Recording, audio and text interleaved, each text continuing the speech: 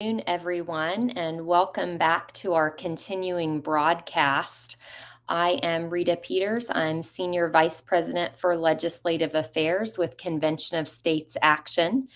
And today we are doing a special edition of COS Live in order to bring you live broadcast of the Nebraska State Legislature debate on LR 14, which is the Nebraska version of our Convention of States application, applying for a convention of the states under Article 5 of the Constitution to bring the states together to propose constitutional amendments that would impose fiscal restraints on the federal government, limit its power and jurisdiction, and set term limits for federal officials. If Nebraska votes to pass this resolution either this week or next week, then Nebraska would become state number 16 in our quest for 34 states to pass the resolution. Once 34 states have passed it, that will trigger the convention, and the states can get to work on amendments that limit federal power and put Washington, D.C. back in its constitutional box. I know you viewers at home are watching, waiting, hoping that this will happen. Our grassroots team is there in Nebraska in the legislature today, along with our regional director, Dave Schneider. You're seeing some photos of our grassroots team. That's Dave Schneider there in the right corner. And they have worked really hard to bring us to this moment. Our Senate sponsor there in Nebraska, Senator Steve Halloran, has worked very hard. He has made Convention of States his priority resolution for this session, which gives it a special place on the calendar when it's called up. And without his championship there, we wouldn't have come to this point. Without our grassroots army being dedicated and being there on the ground, contacting their legislators, we would not have gotten to this point. So we started this morning. The resolution was called up. Our sponsor, Senator Halloran, introduced it. And right away, the debate began. We have expected all along that the leftists there in the Nebraska legislature would try to filibuster this resolution. They are feeling really threatened by the prospect of the states getting together to use their constitutional power under Article 5 to rein in the overreaching runaway federal government that's sitting in Washington, D.C. The leftists, the progressives, they don't want this to happen. They are feeling threatened by it. And so we are looking at the potential of a pretty long filibuster there in Nebraska. So we had debate this morning for, an hour or two.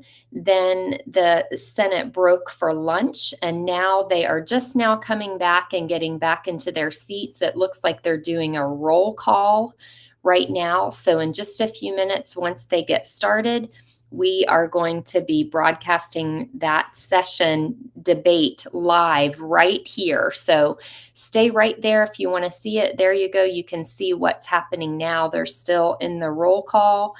And then we're pretty sure, we're hearing from Dave Schneider on the ground, that he thinks we will be the first measure they take up as soon as they start up again any moment now.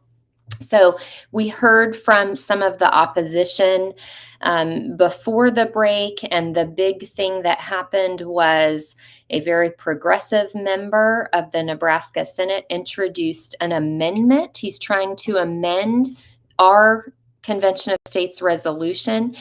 And to hear him introduce it, the amendment sounds very benign. He says he just wants to make sure that at the convention, our Second Amendment rights would be protected. Well, the amendment is completely unnecessary. Our Second Amendment rights are not on the table at this convention.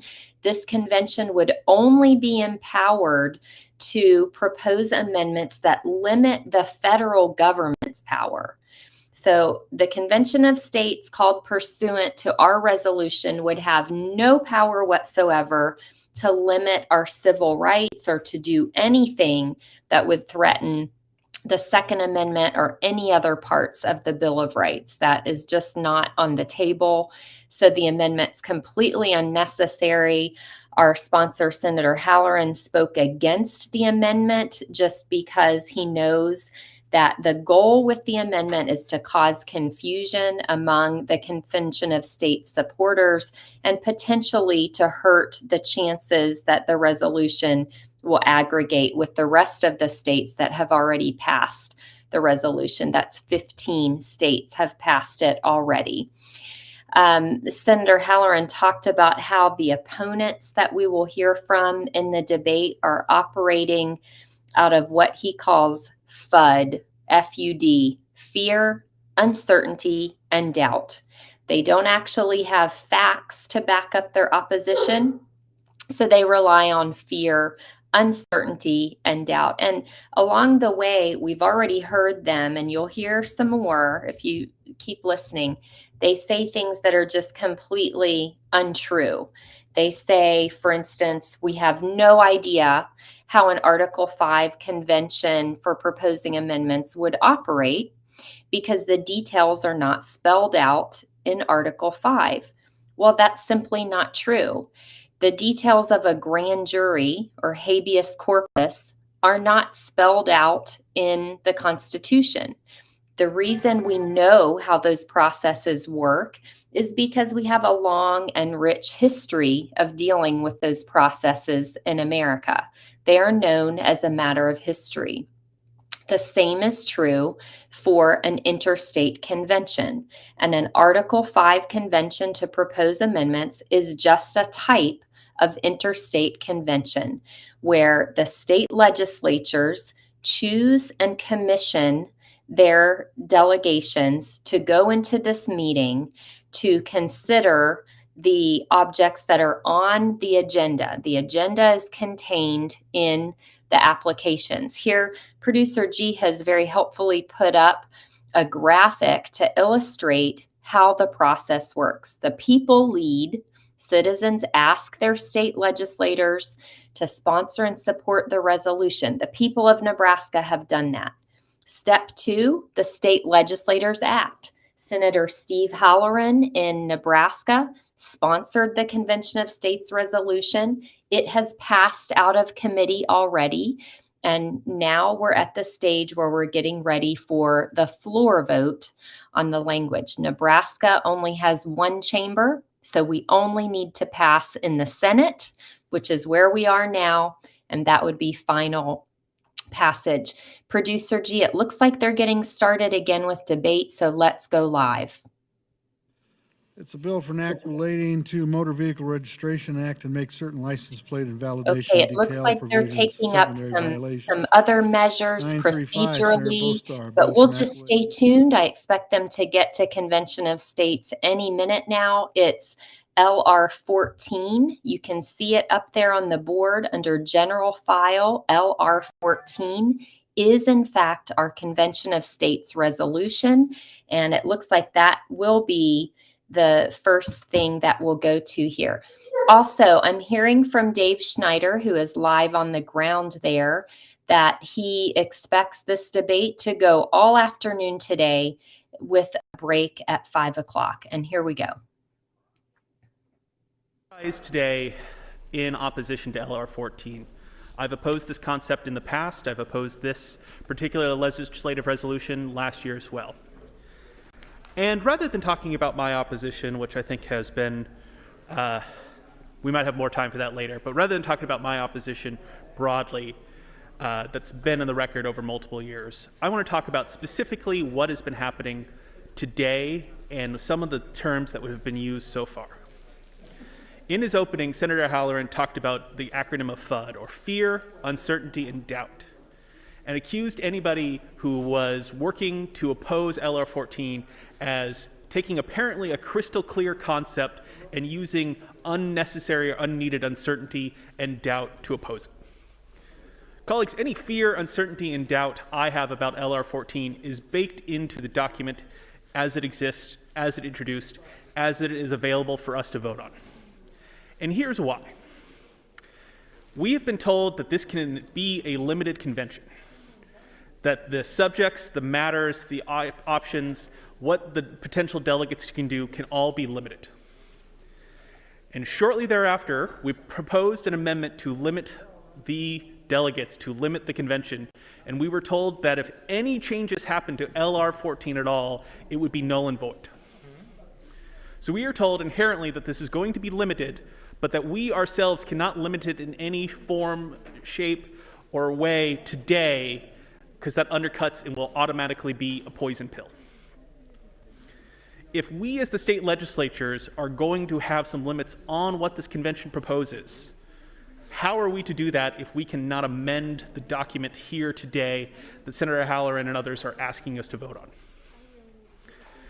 You'll note that LR 14 is itself already broad. I actually don't think many of my concerns to LR 14 relate to a runaway convention, because the charter in charge of LR 14 is so broad it could be just about anything. I believe the line is the convention can propose any sort of restrictions on the powers or jurisdiction of the federal government. Any restriction on any power or any restriction on any jurisdiction of the federal government. Colleagues, about everything would be germane there as long as it is a restriction. You pick a department out of the hat, you pick an agency out of the hat, can eliminate it, can ban it. You pick a topic out of the hat, you pick a subject matter, you can ban the federal government from doing it. Just about the only thing that's safe is expanding the powers. And I understand why we're not interested in desiring to do that either. So while this gets pitched as a balanced budget focused thing, we're worried about the national debt, we're worried about, out of control spending. The actual language that we're being asked to vote on would enable people to propose to eliminate any portion of the federal government. Propose, eliminating the House, the Senate, propose eliminating, the Department of Education, the Department of Transportation, what have you, Department of Justice. Propose eliminating whole classes of crimes, propose eliminating whole classes of aid to states, propose on eliminating all sorts of different things as long as it is restrictive. That's the uncertainty we're walking into, is really anything could come out of this convention without it being a runaway convention. And I think it certainly is possible for it to be even a runaway convention on top of that, because if something arguably doesn't fall within those bounds, there's no clear mech or challenge to do that other than us as the state legislatures. And I get that. But when we talk about, don't inject doubt, don't inject uncertainty to the process, we can't even necessarily get a straight answer about how or if or where we can limit this convention. It's been simultaneously said we can limit it, but we can't limit it by proposing amendments here today, which makes me question whether or not that's an actual, sincere thought that this could be limited. We're going to have to keep working on this. I certainly will not support anything that puts voting rights or other things at risk in today's political environment, so that's why I have my continued opposition to LR 14. Thank you, Mr. President. Thank you, Senator Matt Hansen. Senator John Kavanaugh. Thank you, Mr. Lieutenant Governor. Welcome to 2022. This is my first time speaking as well. Well, first off, I just want to say that I join in several people's questions and concerns about this resolution, and I think it's important that we have a deliberative conversation about this.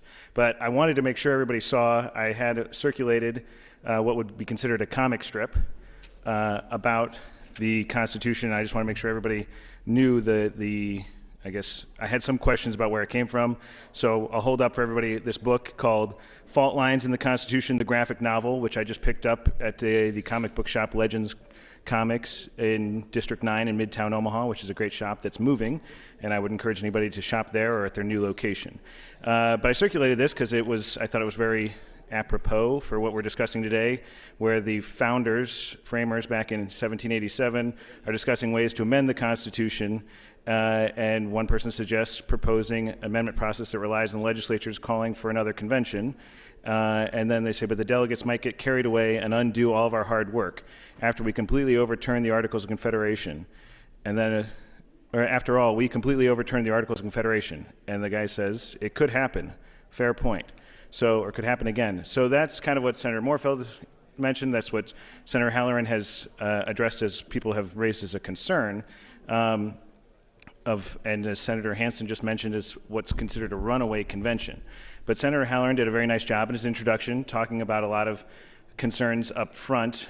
And I was sitting there, I was listening to your address, and I was writing down my comments and my notes and my thoughts that I've got about questions. And I'm not going to be able to get to all of my questions right now, but I do think it is important. You hit the nail on the head when you talked about amending the Constitution is a difficult process, where you talked about the fact that this convention cannot itself amend the Constitution. It can make proposals to amendments to the Constitution, and that it would take 3/4 of the states to ratify that.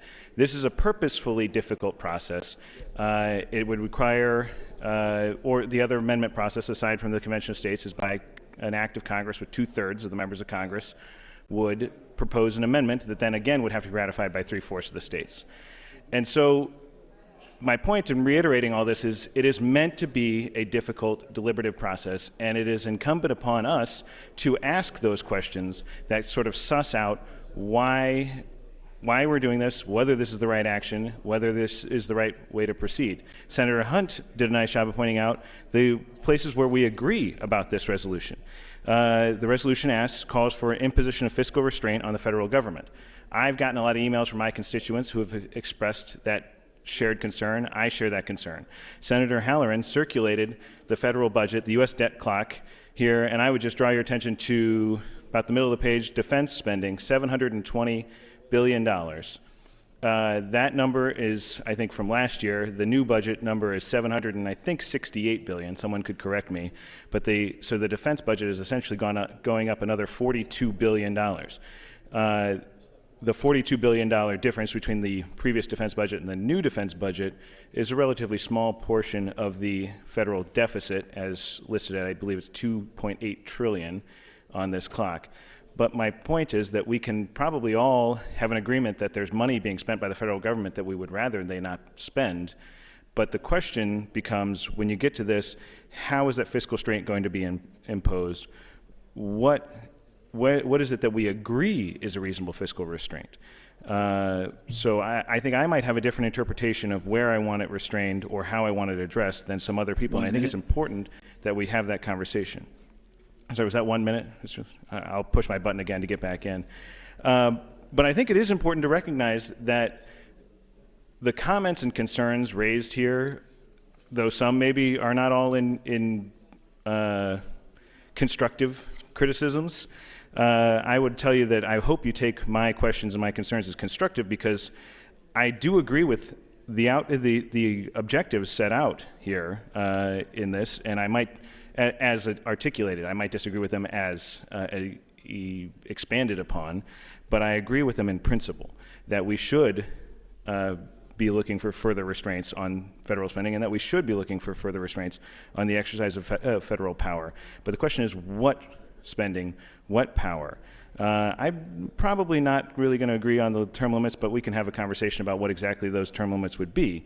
But the question, I think, and the reason I have my questions is whether this is the mechanism to do That's that. time, Senator. Thank you, Mr. Lieutenant Governor.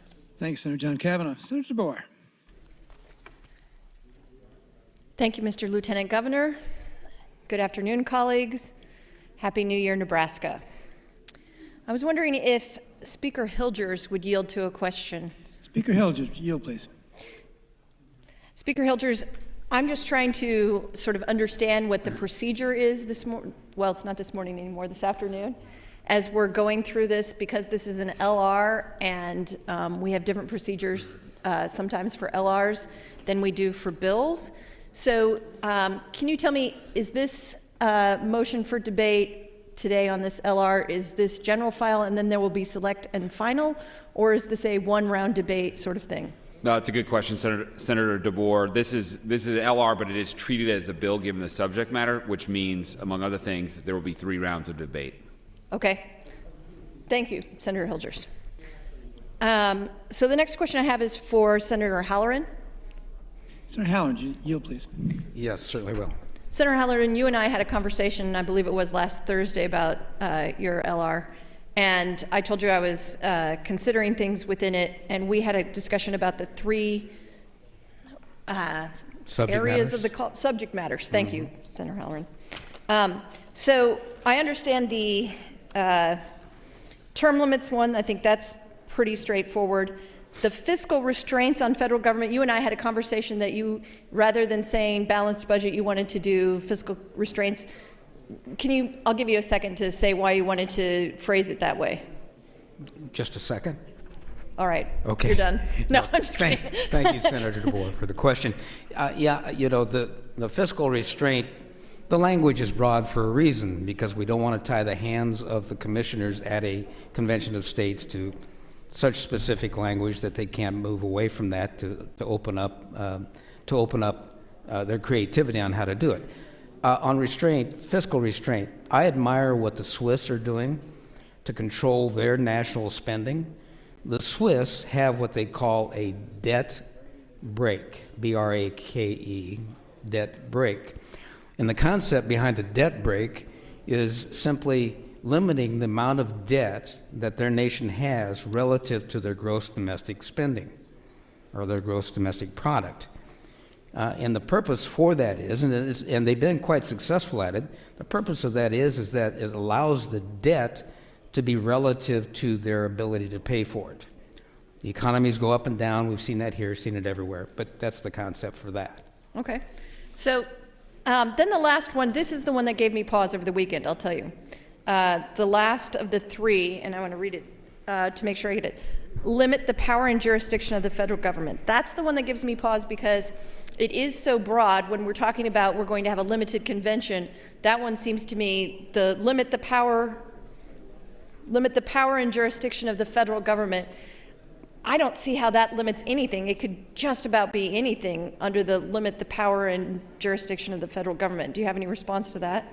I think the underlying guidelines for that subject matter will be the 10th Amendment. The 10th Amendment narrowly defines what the authority is of the federal government. It's in our Constitution now, and all other authority belongs to the states. So it's an effort for the states to look at this and say, okay, what rights have we relinquished to the federal government? And should we pull those back as sovereign states? And under the Constitution, under the enumerated rights and authority, pull that back to the states for some of that authority. So when you say that, there's a certain amount of sense, and maybe 1 minute. Maybe a little. Thank you. There's a little bit of guidance to that, but that isn't what it says. It is. Is it? So with the thing with the Second Amendment and all of that, is it true then that we have to take this or leave it? We can't change it in any way. Well, as I spoke with Senator Moorfield on the floor. These proposals for a call for a convention of states have to be identical. If there's any differences in the calls for a convention of states, they will not be counted towards that 34 states. Now, we could do an amendment such as Senator Moorfield's proposing.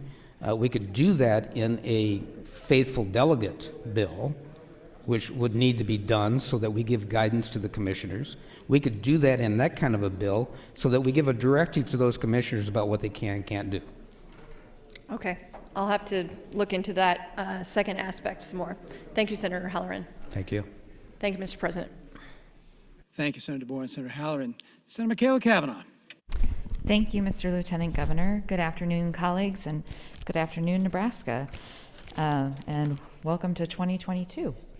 I am just reading over the resolution and AM 1545, and I am certainly going to vote to adopt this amendment. Senator Moorfield's amendment reaffirms its commitment to the legislature's commitment to protecting the gun rights of Nebraskans, which is something that I think is important for us to continue to maintain as a priority as legislators. I know that if we didn't, that our constituents would feel that we were failing them in our jobs. So I appreciate this amendment. I do have some concerns about LR 14. When we've had previous debate here on bills that are interstate compacts, it kind of reminds me of this LR. And when we've had those interstate compacts, that's basically the state of Nebraska joining with other states that have signed up to do the same thing for the same area of practice. So it could be teachers. We make our education requirements for teachers and the training requirements for teachers. We have our standards in Nebraska. If we were to enter into a compact with 7 other states, or however many were required to enact the compact, we would then be beholden to the regulations of that compact. When people come into our state, we have to take them and certify them in our state without them going through the certification process because of the compact. And when we do these compacts, we've put a lot of guardrails into the legislation that we pass about what we will and will not agree to. And I'm sure Senator Blood would be able to explain this so much better than me because she's done so many of our compact bills. But that's what comes to mind. And when I see amendments like Senator Moorfeld's that make sure that things that are really essential to Nebraskans are maintained, I think that that's something that is really important for us to add to this resolution. I understand from Senator Halloran that adopting this resolution would not be, adopting this amendment to the resolution would do damage to the resolution itself and its effectiveness. However, without guardrails, I don't have faith in our federal system to abolish our Constitution and let our federal people rebuild it as it is. I think that it's better for them to have more limited authority and just amend the Constitution instead of rebuilding the Constitution. I do have a question. How much time do I have left? 1:55. Okay. Senator Halloran, if you would yield to a question. Senator Halloran, yield, please. Yes, certainly. Thank you so much. I actually am a little confused on this point, and I was trying to read through your speech again to see if it was there, and I'm sorry if I missed it, but who would represent the state at the convention? How is that selected? It would be selected in the same fashion that it has been selected historically in the past. Conventions of states are not a new concept. Before and after the signing of the Constitution, conventions of states were very common, and I'll get into that in more detail later. Okay. But they're chosen, the commissioners are chosen by their state legislatures. And how many commissioners does each state have? The state can choose as many as they like, but each state will only have one vote. It's not proportioned by population. And what is the requirement in the state 1 minute. legislature for appointing somebody? We, as a legislature, appoint someone, or does the governor put forth a nominee and then we accept that nominee? We in the state would do it. Again, that would be something that would be and should be spelled out, and we can spell it out in what I referred to as a faithful delegate amendment. It would spell out all these questions that we might have about how they're chosen, how many are chosen, what they're being held accountable to, and what happens if they don't hold to the call of the convention and so forth. So we can put a faithful delegate motion or language into this? It has to be a separate bill. Oh, okay. Right? I see. Yeah, the reason I called it a poison amendment by Senator Moorfield was that because all of these calls for a convention of states, an Article 5 convention, have to be precisely identical. We've been very careful about every state having the same language so that when they're counted, that time? That's Oh, time. thank you. Thank Thank you, you, Senator Halloran. Thanks, Senator Kavanaugh. Senator Halloran. Senator Friesen. Thank you, Mr. President. I rise in support of LR 14 and opposed to the amendment of Senator Moorfeld. Sometimes you may try to box me into a spot, but I don't get boxed in very easily because this is very spelled out and we have to stick with the script here in the LR, and I think everyone knows this, and so the political theater that we do by trying to put something like this in front of us is just it makes for good entertainment, but we are talking about a very serious subject here. I've been a part of a mock convention of states, and I've followed this for a number of years. And if any of you here right now feels that our federal government is not broken, then I'd like to talk to you, because I don't care which side of the aisle you're on, they're not capable of doing anything. They shovel money out the door like it's fast as the printing presses can run it. They don't seem to have a longer-term plan. They're unwilling to address the immigration issues. They're a system that doesn't work until the states finally take back some of the power that we've given them over the years. We have handed them that authority. When they dangled that carrot in front of us, we reached out and we grabbed it and we said, okay, let's let the feds do it. Let's let the federal government handle this. It's too hard for us. And now when they're broken, what do? To me, when we talk about legislation in the state of Nebraska, we pass things here in Lincoln that probably don't work out in Grant or North Platte or Scotts Bluff. It's not a one-size-fits-all. And so when I look at what the federal government tries to do sometimes, sometimes they just need to send money out to the states if they have money, and let us figure out what's best for Nebraska, what's best for California. But instead, we're starting to let them dictate everything we do. And I think that makes for a longer term is going to be a failure. And if you look at the debt that we're servicing right now, and if interest rates double, I remember when I started farming, interest rates were 9.5% and went to 18%. If something like that happens to our interest rates, our federal budget deficit is going to be so large, we'll have to start cutting programs, or eventually the bond buyers will tell us that we're broke. No one will want to buy our bonds anymore. It's happened in other countries. It happened in Greece. And if we don't start saying no, it'll just continue to happen. So when they dangle a bag of cash in front of us and say, oh, let's start these programs, let's start that program, and then later they pull the rug out from under us, and we're the ones that ended up with the bag. And if you watch how the federal government's working right now, it is so partisan up there, there is nothing comes out of there. We've got to find a way to wake them up and to say that out here, the people still care about what you do. And we want you to fix it, or we will. And I think the time has come when we have to say we're going to fix it. And I think that's the only one they're going to listen to, is when we finally say, look, you're overreaching in your regulations. You're spending too much. And I'll be the first one to say I'm not a fan of the balanced budget amendment. I probably wouldn't support that if I was there. But I think it needs to be talked about. I think it needs to be addressed, and I think there is probably some solution. But no, I don't think I'd support a balanced budget. It doesn't work for everyone. But again, we have to at least have the conversation. 1 minute. So that the federal government finally realizes that the states are sincere about this. We're tired of their games. It's time to get to work. And just shoveling money out the door does not make it work. We're on the verge of bankruptcy if they don't straighten up.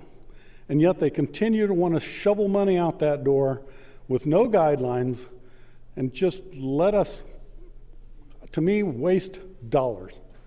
We've got to come up with a long-term plan on how to fix some of these things like infrastructure and things like that. It can't be here's $1 billion, get it done by 2025. It doesn't work that way.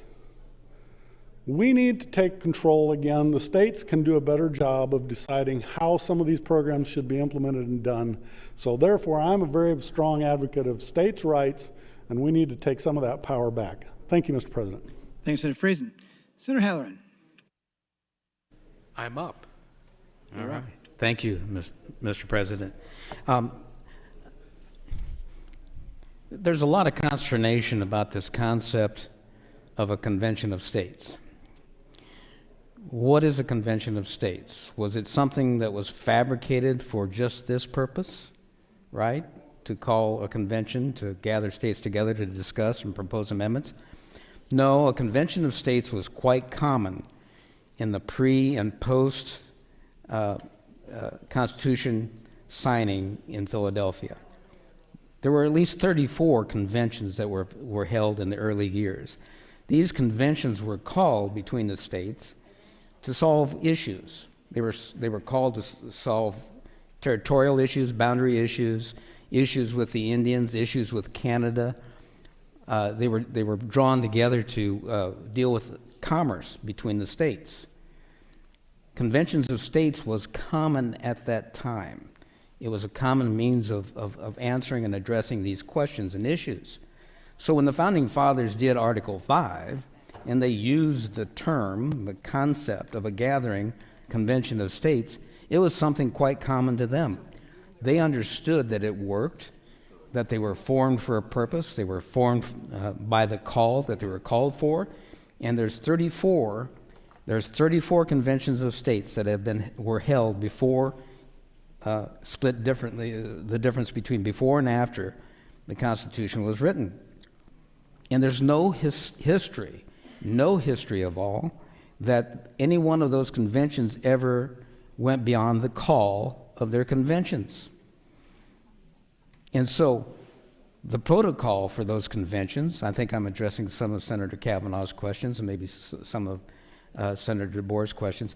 Those conventions were called with specific calls. They had a specific protocol. They had a history of having how many commissioners were from each state, and they had a protocol of keeping those commissioners to the call of the convention and addressing the issue at hand. And when the convention at that time, whatever purpose they were held, solved their issues, or to the satisfaction of the convention solved their issues, they were dissolved, right? They had solved the problem at hand. So the concept, the instrument of a convention of states was typical protocol, typically used very commonly in and around the time of forming the Constitution. So the Founding Fathers saw no reason to go into great length. Maybe that's bad on them. Maybe they should have. But they saw no reason to go into great length in detailing what a convention of states was. They were very familiar with it. That's in the history books. I would encourage you all to become more familiar with the history of the Constitution in that period of time.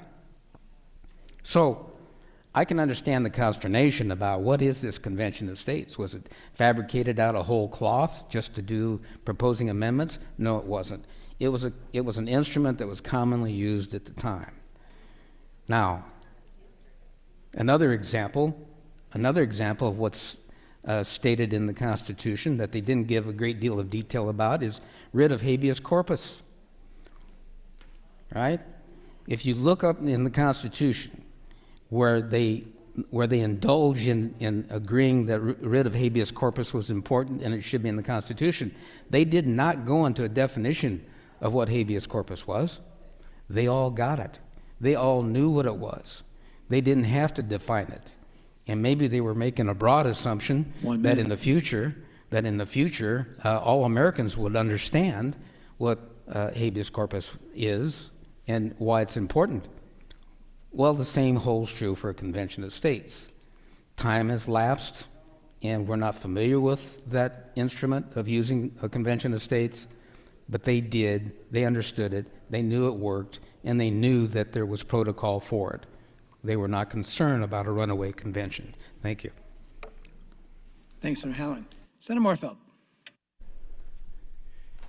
Thank you, Mr. President. Colleagues, I'm glad that Senator Halloran brought up habeas corpus, because habeas corpus has been defined by the Supreme Court, and its constructs and contours have been defined by the Supreme Court in opinions subsequent to the passage and the ratification of our Constitution. So it's not true that everybody just woke up the next morning and knew exactly what the constraints or lack thereof of habeas corpus contained. People generally knew what the concept was. It was applied in court, and precedent was made. There is no Supreme Court precedent on an Article 5 convention. You cannot find it. That is why many prominent jurists and members of the Supreme Court have stated that they have concerns. For instance, Supreme Court Justice Antonin Scalia, quote, "I would not want a convention." Whoa, who knows what would come of it? Former Supreme Court Justice Warren Burger, "There is no way," quote, "there is no way to effectively limit or muzzle the actions of a constitutional convention. The convention would make its own rules and set its own agenda, much like this body does itself." Harvard Law School professor Lawrence Tribe, quote, "What you are doing is putting a whole constitution up for grabs," end of quote. Colleagues, this is not just a theoretical exercise.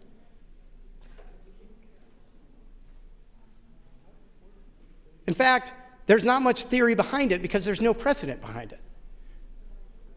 Senator Halloran brings up instances of states informally meeting to address issues before the Constitution was ratified, and that is not precedent. That's a group of states that got together to address a bunch of issues informally and come up with solutions. It was not a formal call and convention. And I'm fully aware that the convention's called, that they come up with a proposed constitution, and then the states have to ratify it.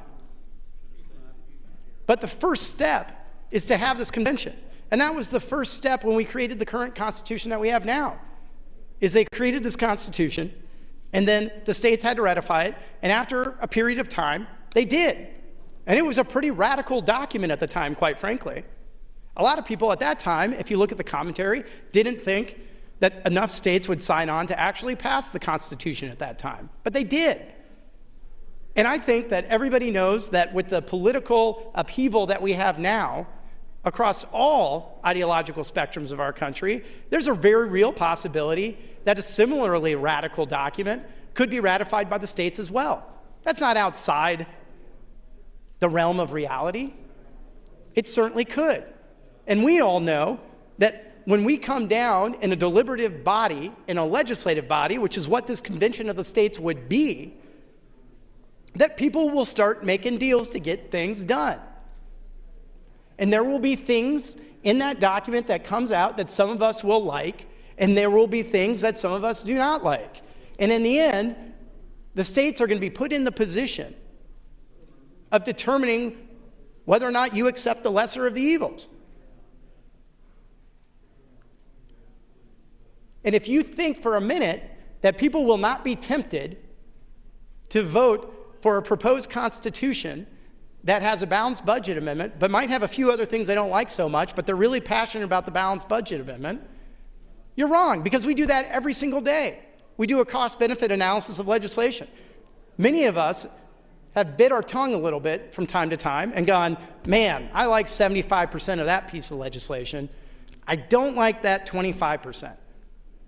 But I really like that other 75%, and I've had a lot of constituents call me and say, you should vote for this even if you don't like this part.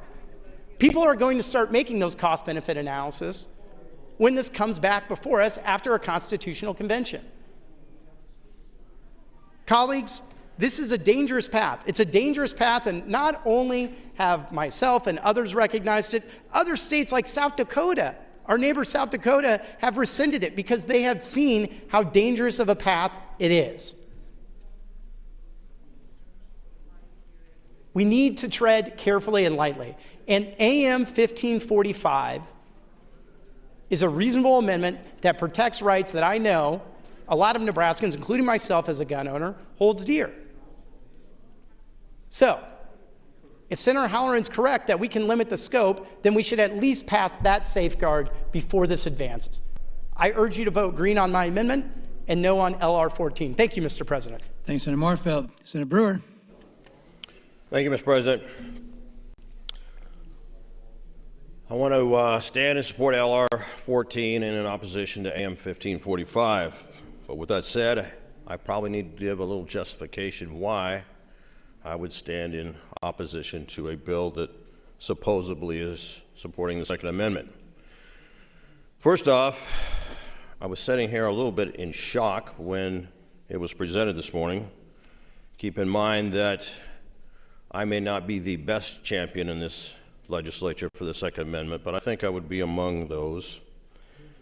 And the one person who has generated hundreds of people into this building to defend their right to have the Second Amendment is the very person who proposed AM 1545.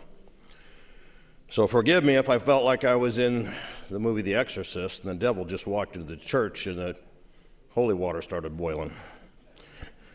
This is a ruse and nothing else. It is not to support the Second Amendment. It is to derail LR 14, and that's it. But let's just for a second stop and think about the comments by Senator Friesen and Senator Halloran. Kind of follow with what I want to say, and I'm not going to repeat that, but I think if we don't stop for a moment and just think about the fact, this is the 6th time up that I have stood in support of this bill. I haven't changed my view. I maybe better understand the bill more than I did years ago when we started this process. But the fact is that from 20 trillion to 30 trillion, just while we have been in this body, should scare folks to death. You would have to be willing to say that there is no limit. We can spend and go in debt as much as we want. Print it, come up with it however you want, and it will not have any consequences.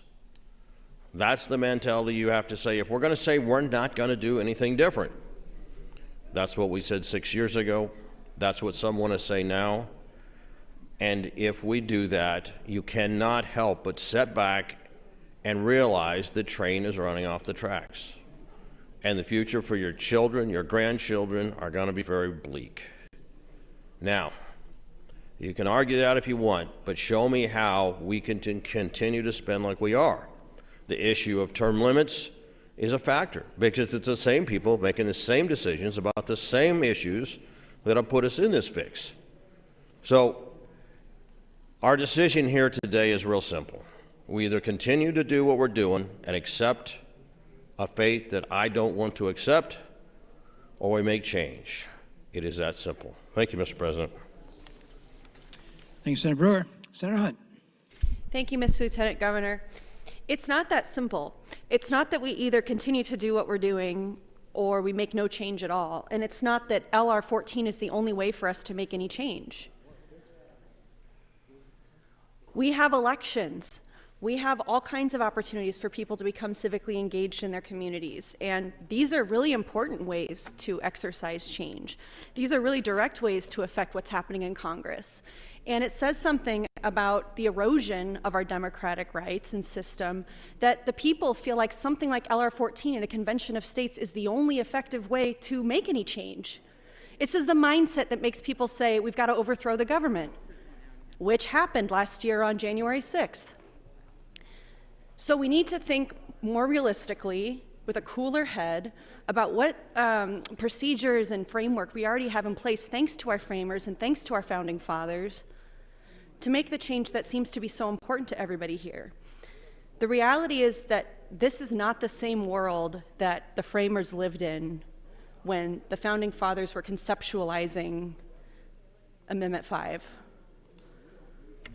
The truth is, most of the founding fathers would be out of their minds to find out that America decided to free the slaves, or that women are voting, or for that matter, that we've closed our borders off and that there's people from Immigration's Custom and Enforcement that are chasing down migrants for doing nothing. There are a lot of things about our world today that would really shock the founding fathers. But none of us can know in 2022 what they would think about what we were doing. All we can know in 2022 is what policies that we pass today are going to do to affect our future, what outcomes they might have. And I'm one of the first people to stand up and say, I support experimental policy. That's what I love about small government and state government, is that in a city or in a state like Nebraska, or in any of our cities through city council, we can try things. And we have the mobility and the nimbleness to change course. There's lots of policies that we've gotten together as a body to pass, with the caveat that, we're going to reevaluate this in 3 to 5 years and put a sunset on it, and if it's not working, we'll change our minds. That's actually when government is at its best. What was typically done at the time of the framing of the Constitution is just not interesting to me in terms of what we should do about policy in 2023, and it's not relevant to very much at all of what's happening in 2022. It's fun to learn about history. It's fun to romanticize what these men did. It's very important to, the history of the world and the direction that we've gone on as a democratic republic. But ask yourself, look around for real and ask yourself how much of the vision of freedom and independence is actually reflected in our government today in 2022. Look at the proponents of LR 14 and look at some of the legislation that they're introducing. A lot of that does not do a lot to expand freedom or expand independence or protect the minority. So don't play mind reading, what the founding fathers would have wanted, whatever. That's not knowable. We literally can't know that. All we can know is what people are suffering with today, what our constituents are asking of us today, and what the real problems are in 2022, and that all of us have a very small slice of life to be in here and do something about it. In the big picture, maybe we're all here for 8 years, maybe we come back and do 16 or 12 or something, but this is a really small portion of your life. 1 minute. And I think that something like LR 14 is really a missed opportunity to spend time in the state legislature telling Congress what to do. Congress is never going to give they're not going to give a care about what Nebraska is telling them to do. But in Nebraska, in the legislature here, we have a lot of individual power to make change that's going to affect people on an individual level.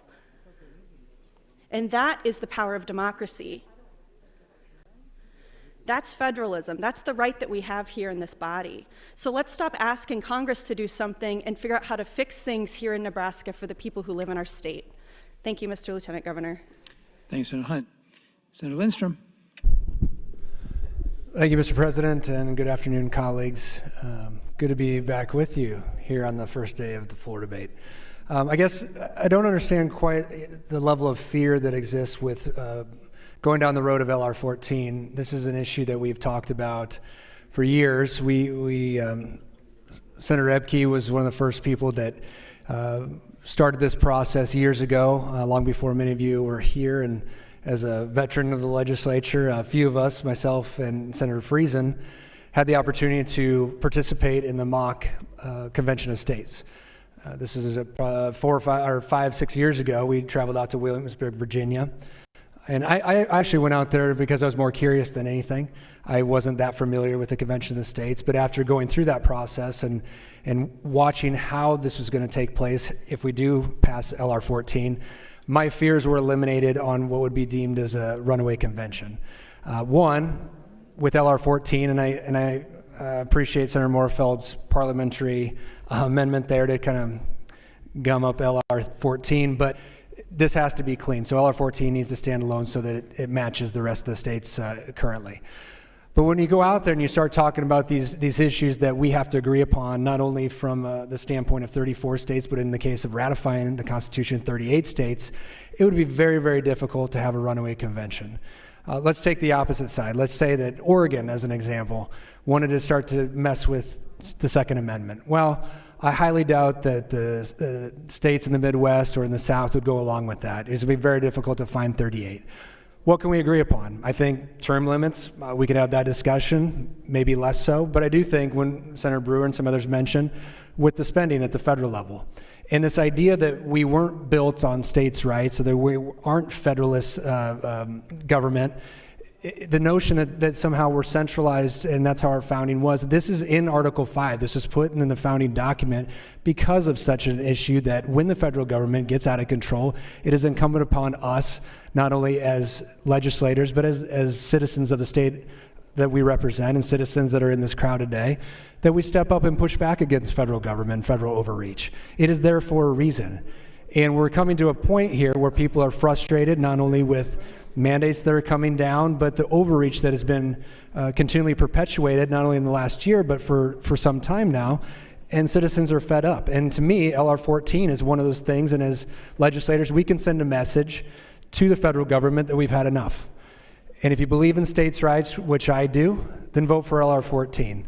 I appreciate the conversation that we'll have today, and I know Senator Halloran has some more to speak on, so I'll yield the rest of my time to Senator Halloran. Thank you, Mr. President. Thanks, Senator Lindstrom. Senator Halloran, 2 minutes. Thank you, Senator Lindstrom. I just want to make a clarification. Senator Moorfield probably very innocently made a statement that is absolutely wrong. South Dakota has not rescinded this resolution because it's never been passed there yet. South Dakota did pass a call for a convention of states for a balanced budget amendment, and they have not rescinded that. Have they rescinded some calls for a convention of states? Yes, they have, for various subject matters. One was polygamy. They felt that wasn't necessary anymore. So a broad statement suggesting that they've rescinded Article 5 calls for a convention of states does not include this one, nor does it include the call that they have made and passed for a balanced budget amendment. Thank you, Mr. President. Thanks, Senator Halloran. Senator Matt Hansen. Thank you, Mr. President, and good afternoon again, colleagues. I want to talk a little bit more about the history of this, because when I bring up some of my concerns and some of my fears and some of my doubt based upon the plain text of LR 14, because I want to make it incredibly clear, despite what some of the proponents have been saying, this isn't just a balanced budget amendment. This isn't just a balanced budget or fiscal restraint proposal. It's a proposal to any restriction or any prohibition on powers or jurisdiction on the federal government. It could be anything on any branch for any topic on any avenue. It's more than just fiscal restraint. And the reason I bring that up is people talk about, oh, we've had national conventions, we've had state conventions, we've had other things in the past. And yes, we have, and we've had some surprising and unprecedented results from them. You know, we talk about, Senator John Kavanaugh mentioned that the Constitutional Convention, the famous one in Philadelphia, threw out the Articles of Confederation. That convention proposed a new ratification that actually contradicted the Articles of Confederation. Articles of Confederation required unanimous consent, and the Constitution that we currently have just had a supermajority. But that convention stemmed from an earlier convention that wasn't very successful, and the delegates there sought to leave and get more people to attend to the ultimate constitutional convention, the Philadelphia Convention. The prior convention was the Annapolis Convention. And the Annapolis Convention was to talk about trade amongst the states, to talk about trade rights amongst the states, and pretty much most specifically to hash out shipping and fishing rights along the Potomac and Chesapeake Bay between Maryland and Virginia. And I bring all this up, and I bring all this up as relevant because we went from a dispute over fishing rights, really a dispute over the charter of who owned which part of the Potomac River. And within a few short years, that dispute evolved into us completely abolishing our system of government, inventing the bicameral legislature of Congress with the Great Compromise, with proportional representation in the House, equal representation in the Senate, and all of these things because Maryland and Virginia couldn't figure out fishing. I bring all of this up to say that anytime LR 14 gets glossed over as being straightforward or simple or predictable, we know from our history that that is not the case. We know from our history that when somebody has the opportunity to have the floor and propose drastic changes to our government, they will. And sure, you know, we can debate about how likely each relevant provision is to be ratified. But why would you even want to say, oh, if it goes haywire, which I concede it might, we can stop it later? Why would you want to start that motion to begin with? And again, I'm not necessarily making a slippery slope argument, or I'm not worried about a runaway convention, because for me, the plain text of LR 14, any restriction on the federal government opens up subject matters that I would like to just take off the table. I would like to know that, say, for example, voting is going to be secure. I would like to know that some of the amendments protecting voting rights are not going to be up for discussion. I would like to know that some of the protections we have for our elections are not going to be on the table, because ostensibly, all we've really talked about, the two specific proposals we've really talked about, are term limits in Congress and a balanced budget or some other fiscal levers and ballots. 1 minute. Those are clear. Those are ones people can conceptualize, and I understand when people hear those two why they might be appealed to it. But if we're talking about, changing voting rights, if we're talking about restricting voting in some way, if we're talking about any of these other things that we've had to sort out through constitutional amendments in the past, and we've had to have multiple constitutional amendments to sort out, I would like to know those aren't on the table. And as I understand it, there's simply no way to do that through the context of LR 14. It's being presented as a take it or leave it. I have to take it as its whole because we can't amend it. If it's take it or leave it, I'm going to stand and leave it and continue my opposition to LR 14 and hopefully have a chance to talk about voting rights and some more things in the future. Thank you, Mr. President. Thanks, Senator Matt Hansen. Senator John Kavanaugh. Thank you, Mr. Lieutenant Governor. Well, I rise again to continue on my questions that I have. And I appreciate the history lesson from Senator Matt Hansen. It's been a while since I studied the conventions, and I did not recall the Annapolis Convention, so that was a good frame of reference for us. I wrote down, as I said to Senator Halloran, and he and I talked off the mic a little bit, some of my questions, and I know he's looked a little preoccupied, so I just thought I'd start listing off what my questions are, and there he is. Senator Halloran, would you yield for a question? Senator Halloran, you yield, please. We'll be pleased to. Thank you, Senator Halloran. So, my first question is in terms of what would be the composition of the convention itself, and by which I mean who would be the delegates from the several states and from this state. And I know you addressed to Senator Moorfeld earlier, LB 195, which is the faithful delegate. I guess my question is, on what basis are we presuming that the legislature of the state of Nebraska would get to appoint the delegates to this convention? Well, we don't have, that may be an assumption. The alternative would be to have a statewide convention to propose people to go to this convention of states and have them elected, which would be, and that may have to be on the ballot to do that, which makes it very difficult. The beauty of having state legislators be the delegates or commissioners is they've already been vetted, right? They've been vetted to be here by our constituents to represent us in the legislature. So we've gone through a vetting process, whether that's good or bad, we've gone through a vetting process, and here we are. To call for random people to be chosen from the state would be difficult for people to know who they are, what their background was, what they stood for, and so forth.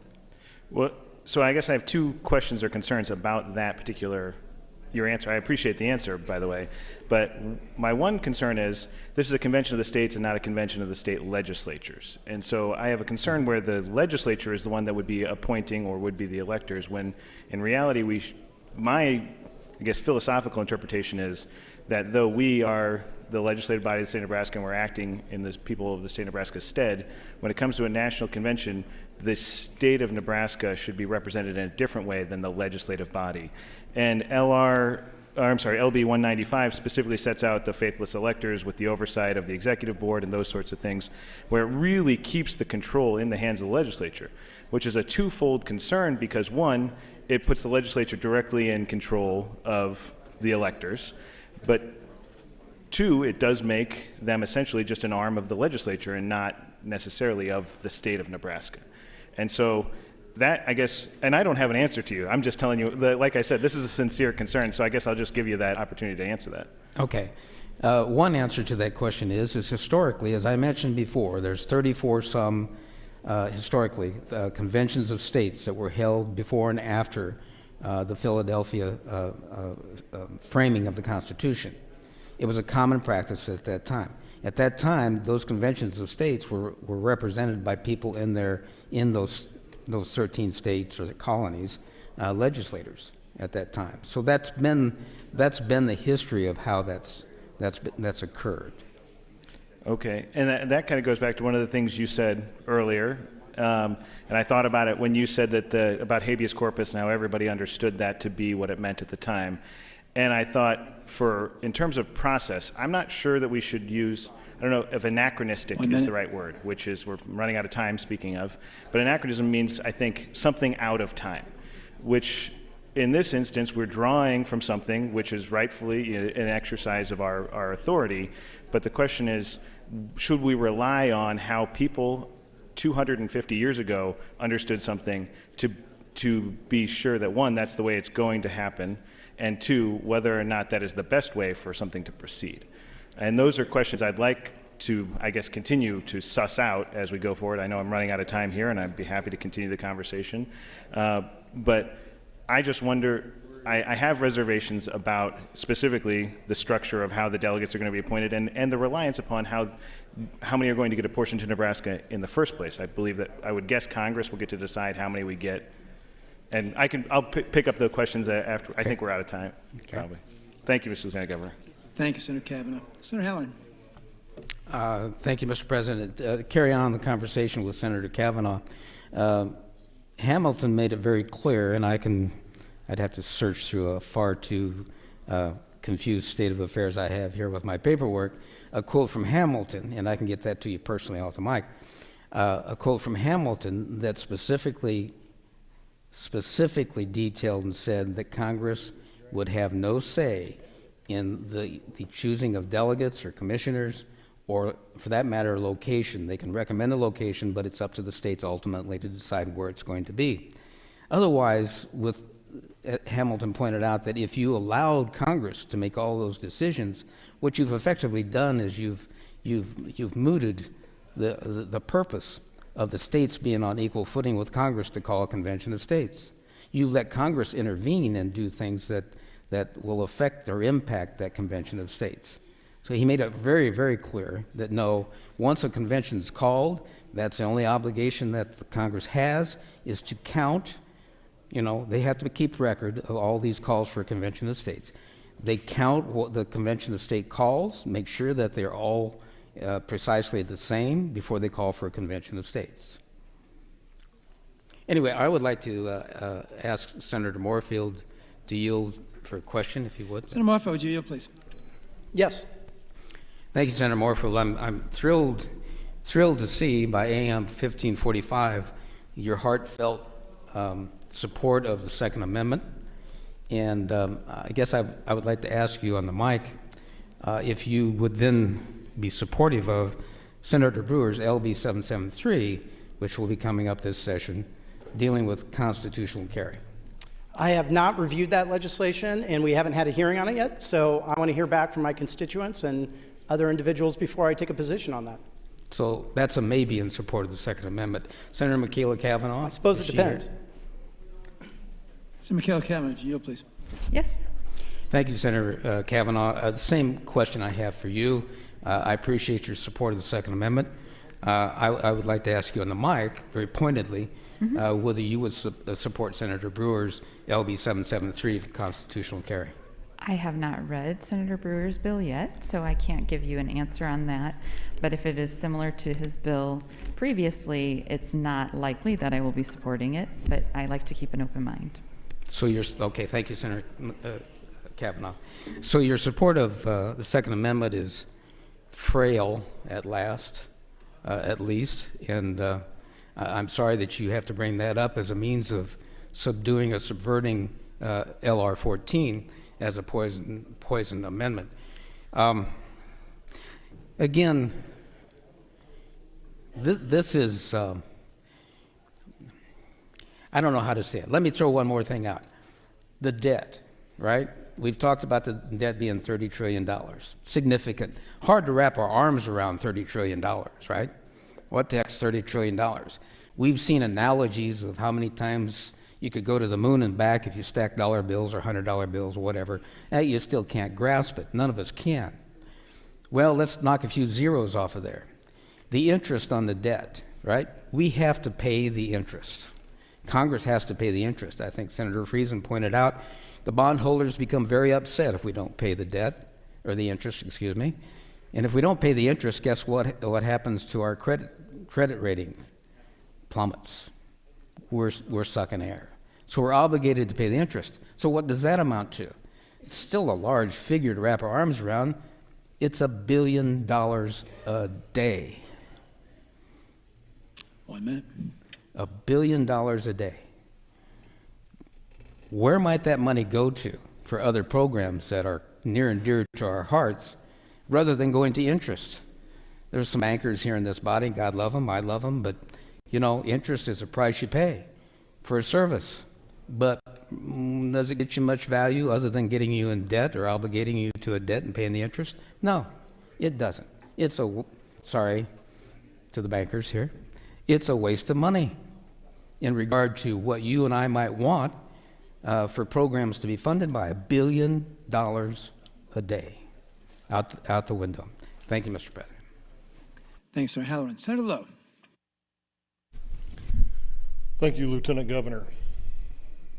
Judging by the queue, we're coming up on a quandary here.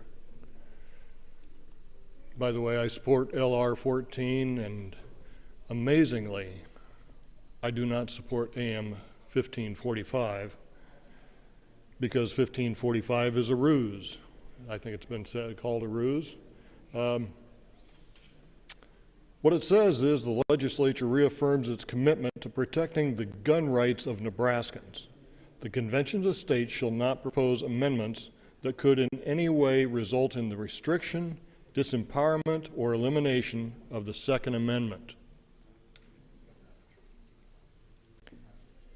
It is brought by one of the senators here who has tried to dismantle the Second Amendment for Nebraskans. And we're going to have to vote, those that support the Second Amendment will have to vote against a Second Amendment amendment. But those who don't support the Second Amendment may have to vote for the Second Amendment unless this amendment is withdrawn. So those that wish to have political aspirations, that wish to stand on their morals, may have to vote against what they want to really have happen.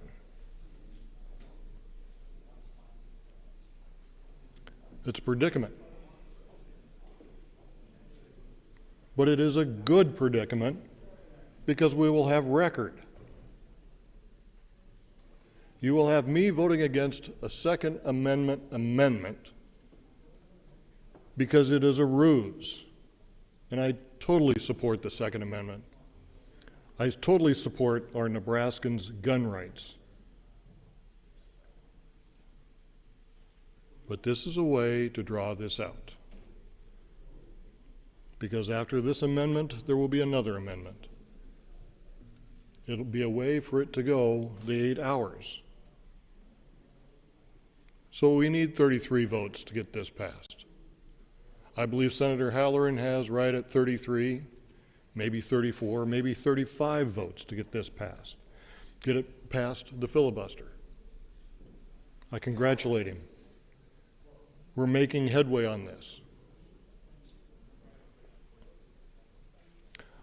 I am not in favor of AM 1545. And I don't think anybody else here should be either. Even those that don't support the Second Amendment. If you don't support the Second Amendment, you should not have record on it. Thank you, Mr. President. Thanks, Senator Lowe. Senator Linehan.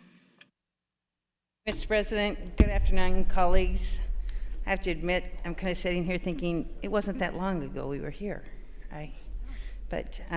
So welcome back. Great new year. I rise in opposition to AM 1545 in support of LR 14. I'm going to turn most of my time back to Senator Halloran because he's prepared for this.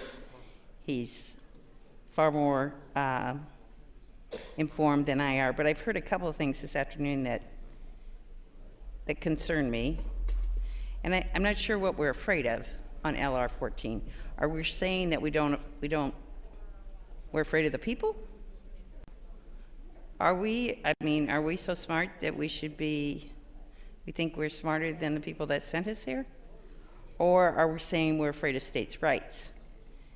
And if we're afraid of states' rights, that's a huge concern because that really takes away any authority we have. So I'm not sure what we fear here. I think it's abundantly clear over the last few years that DC is broken, that Congress is broken, that they are not acting with maturity that you could expect from them even a couple of decades ago. We have a national debt that is a crisis. And I know some of you don't remember, Senator Friesen mentioned this morning when he was starting farming. When we bought our first house, I think interest rates were something like 18% and inflation was 20%. This can go sideways very, very fast. And we need to figure out every way we have, everything in our power to make sure that Congress knows we're serious. And to the point that we don't know what our founding fathers were thinking, that's just not true. There are reams and books and the Federalist Papers. We have a very good, if we read, if we study, we have very good insight into what the founding fathers were thinking. And the founding fathers were protecting states' rights, but more important, individuals' rights. That's why we have the Bill of Rights. So I think I think it's important for us to remember we need to trust the people who sent us here, and we need to trust the states. You think that 38 states are going to upend the Constitution, really? Do we really think that's going to happen? Senator Halloran, I would yield the rest of my time to you. Senator Halloran, 2 minutes 15.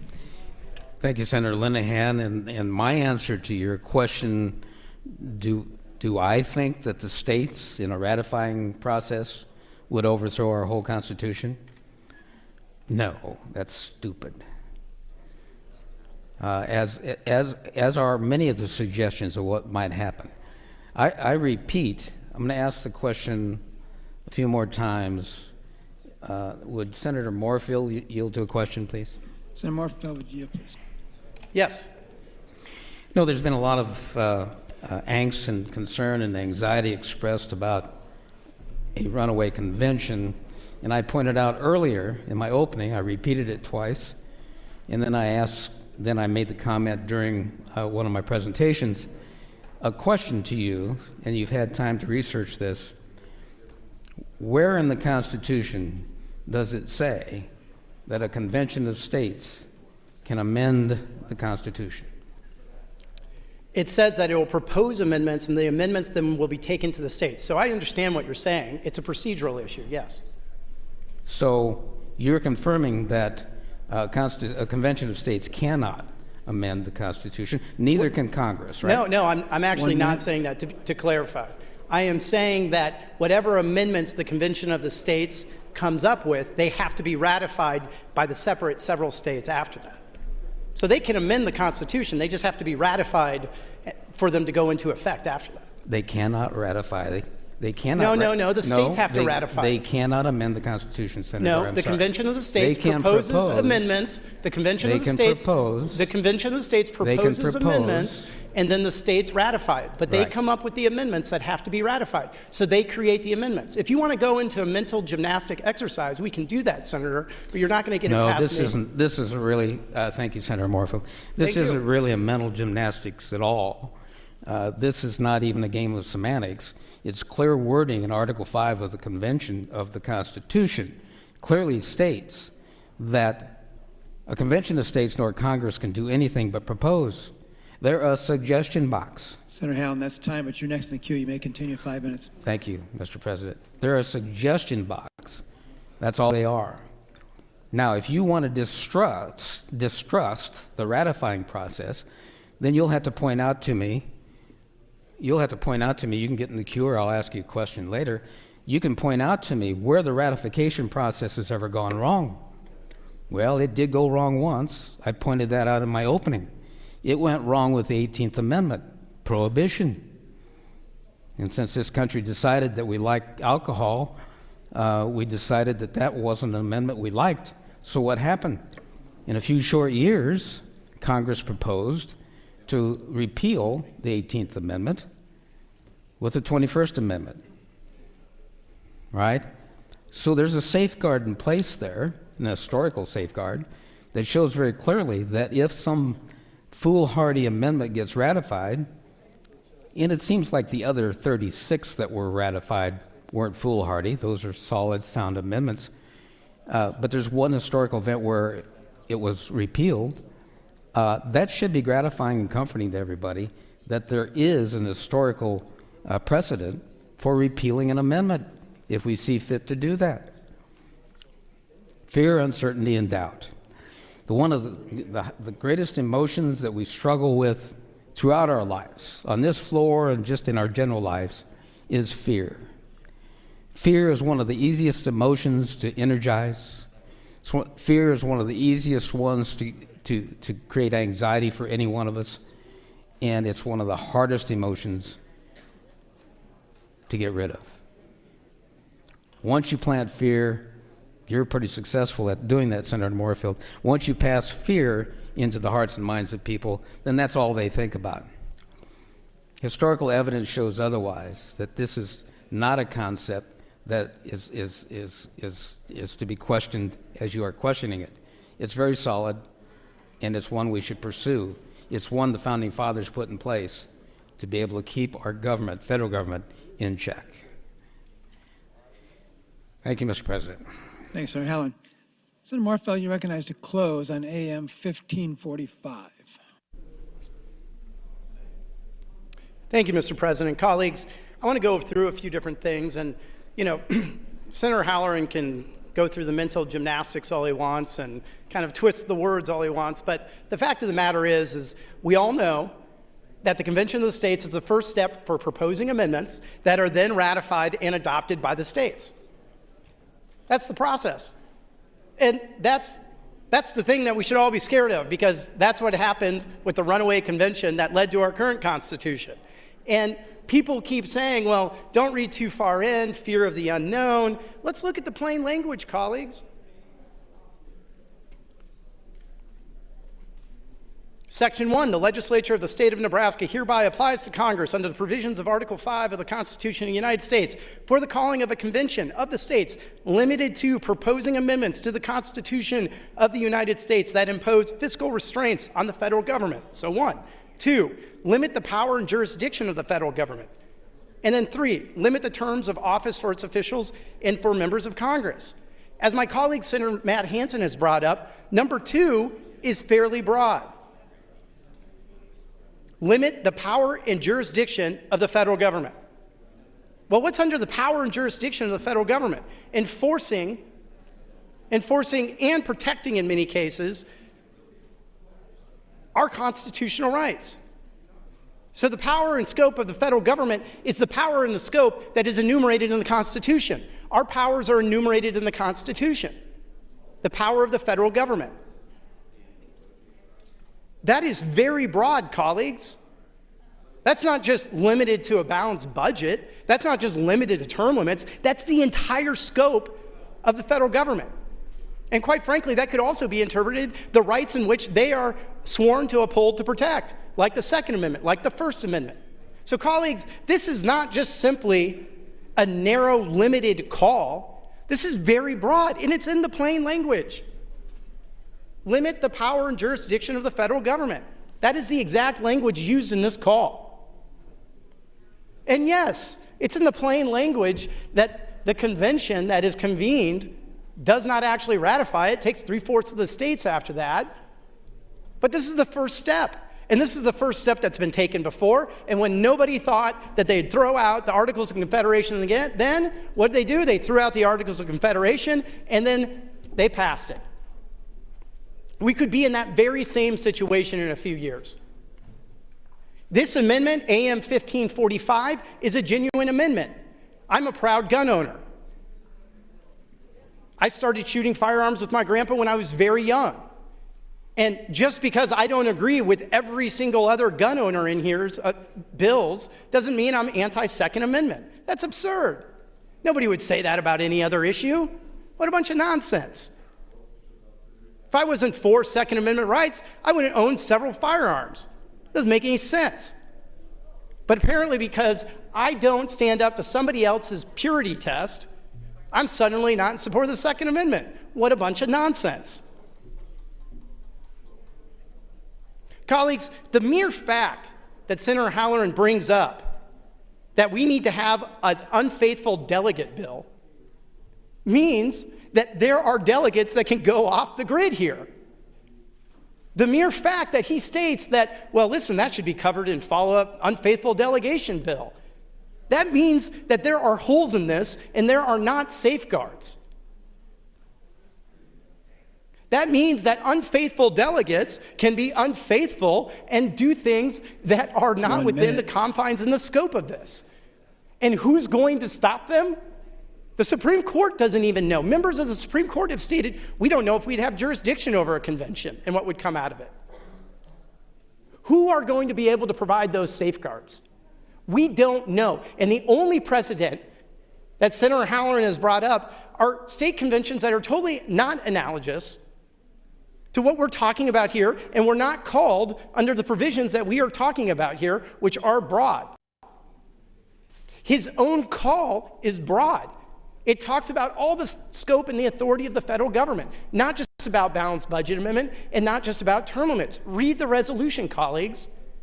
I also urge you to pass AM 1545.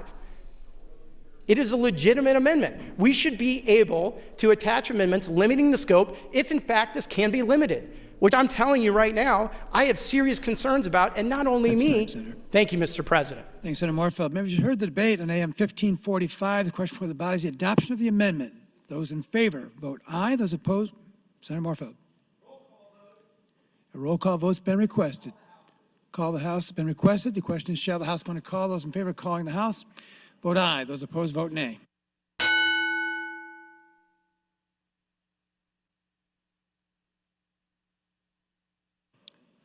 Record, please. 16 ayes, 5 nays to place the House under call. House under call. All members, please return to the chamber and check in. The House is under call.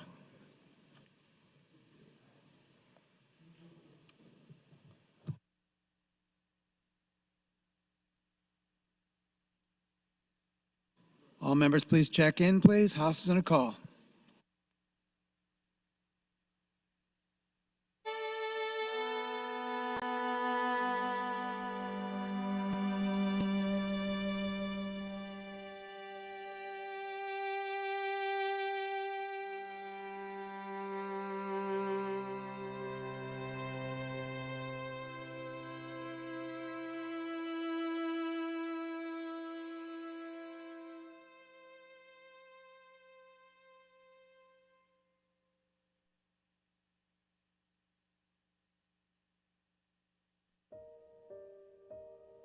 Senators Wayne, Bosman, McDonald, and Clements, please return to the chamber and check in.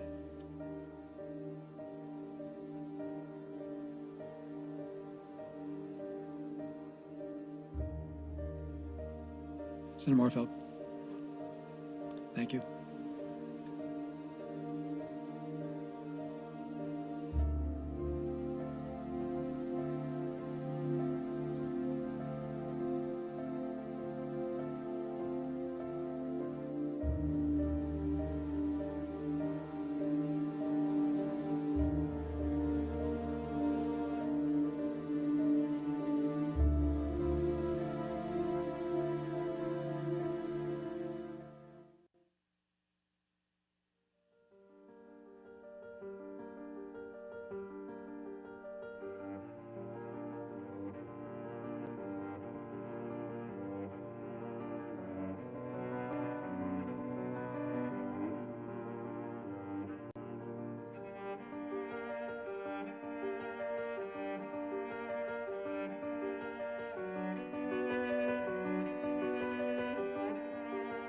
Senator Wayne, please return to the chamber and check in.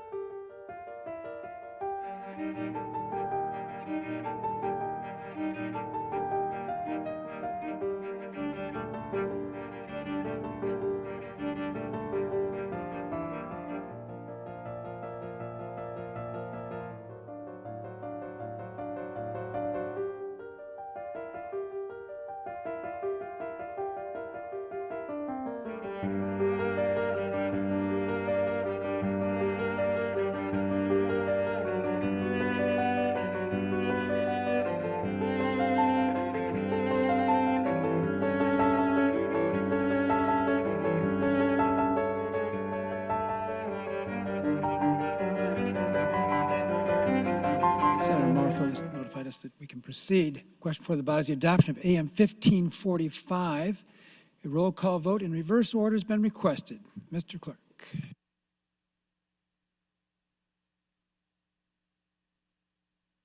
Senator Wishart, not voting. Excuse me. Sir Williams, voting no. Sir Wayne, voting yes. Sir Walls, voting yes. Sir Vargas, Sir Stinner, voting no. Sir Slama, voting no. Sir Sanders, voting no. Sir Pansing Brooks, voting yes. Sir Pauls, not voting. Sir Merman, voting no. Sir Moser, not voting. Sir Morfeld, voting yes. Sir McKinney, voting yes. Sir McDonald, voting no. Sir McAllister, voting yes. Sir Lowe, not voting. Sir Linehan, voting no. Sir Lindstrom, not voting. Sir Coulterman, I'm sorry. Sir Lathrop, I'm sorry. Voting yes, thank you. Sir Coulterman, voting no.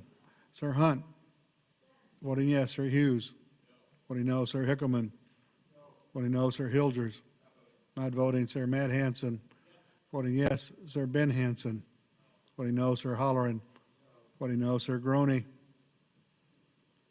voting no. Sir Gregert, voting no. Sir Geist, voting no. Sir Friesen, voting no. Sir Flood, Sir Erdman, voting no. Sir Dorn, voting no. Sir DeBoer, not voting. Sir Day, voting yes. Sir Clements, voting no. Sir Michaela Kavanaugh, voting yes. Sir John Kavanaugh, not voting. Sir Breesy, Sir Brewer, voting no. Sir Brandt, not voting. Sir Bostelman, voting no. Sir Bostar, voting yes. Sir Blood, Sir Arch, voting no. Sir Albright, not voting. Sir Aguilar, not voting.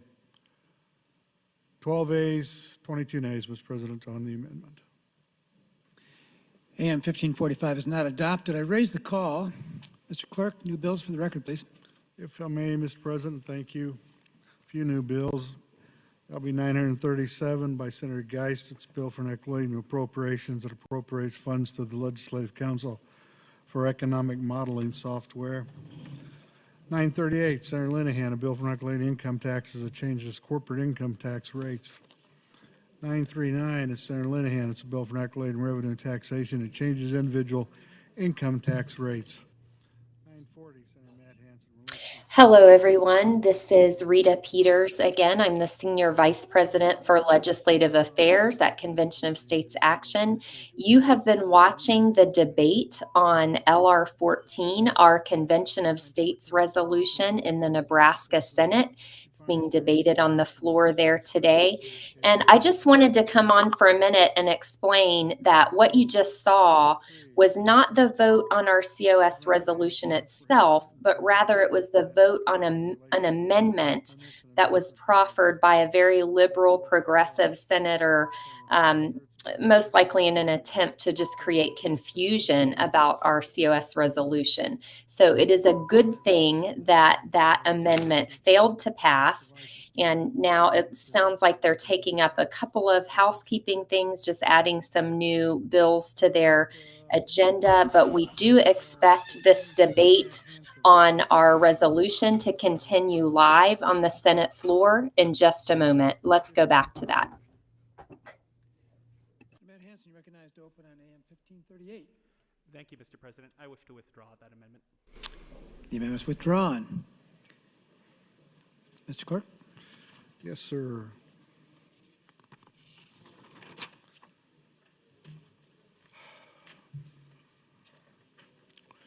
Senator Hunt would move to amend with AM 1550.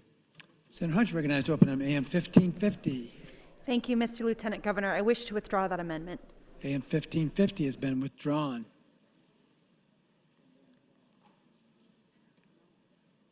There are no further amendments on the, excuse me?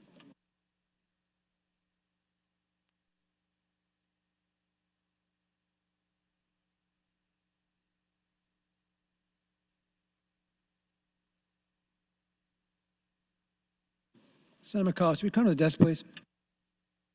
Senator McCollum, come to the desk, please.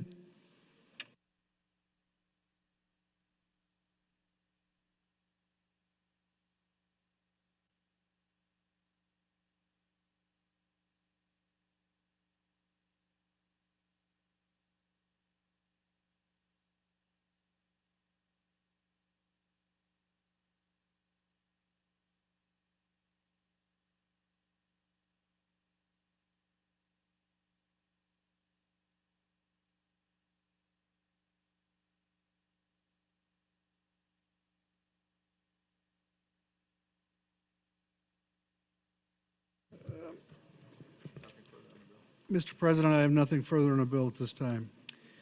Nothing further on the bill. Is there any further discussion on $14? Senator Slama. Thank you, Mr. President, and good afternoon, colleagues. I haven't spoken on this today. I've been very consistent in my support for Senator Halloran's LR 14, and I believe he's drafting something up off to the side on the floor, so I'm working to give him some time, and if Senator Lowe would like to speak on this a bit more, I'd like to yield him the remainder of my time. Thanks, Senator Slama. Senator Lowe, 4 minutes and a half. Thank you, I think, Senator Slama. Well, we came to a vote on this a lot quicker than what we thought we were going to do. So Senator Halloran is preparing a floor amendment, I believe. And was well pleased to see the last amendment not make it on to LR 14. Because it would have made LR 14 non-viable anymore. And we need to bring this, and we need to vote green on it all the way through. It needs to happen. It was said that our founding fathers would be afraid of what was happening here. You know, I think our founding fathers were afraid at the time of what was happening. They were afraid of what was happening to their country at the time. And they were driven by emotion. And they were driven by faith. Faith in God. That God would lead us down the right path. And He has. I believe that our founding fathers were right in writing out the Constitution. You know, the United States has the worst government in the world except for all the other governments. They are far worse.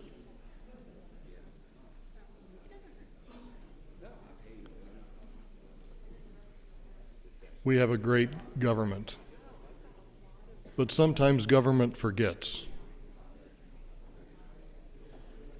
And we need to remind them of who is really in power in this country. It is not government. It is the people.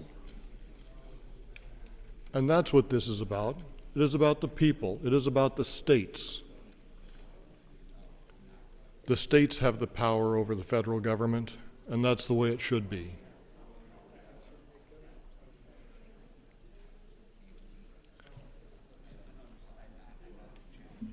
Thank you, Mr. President.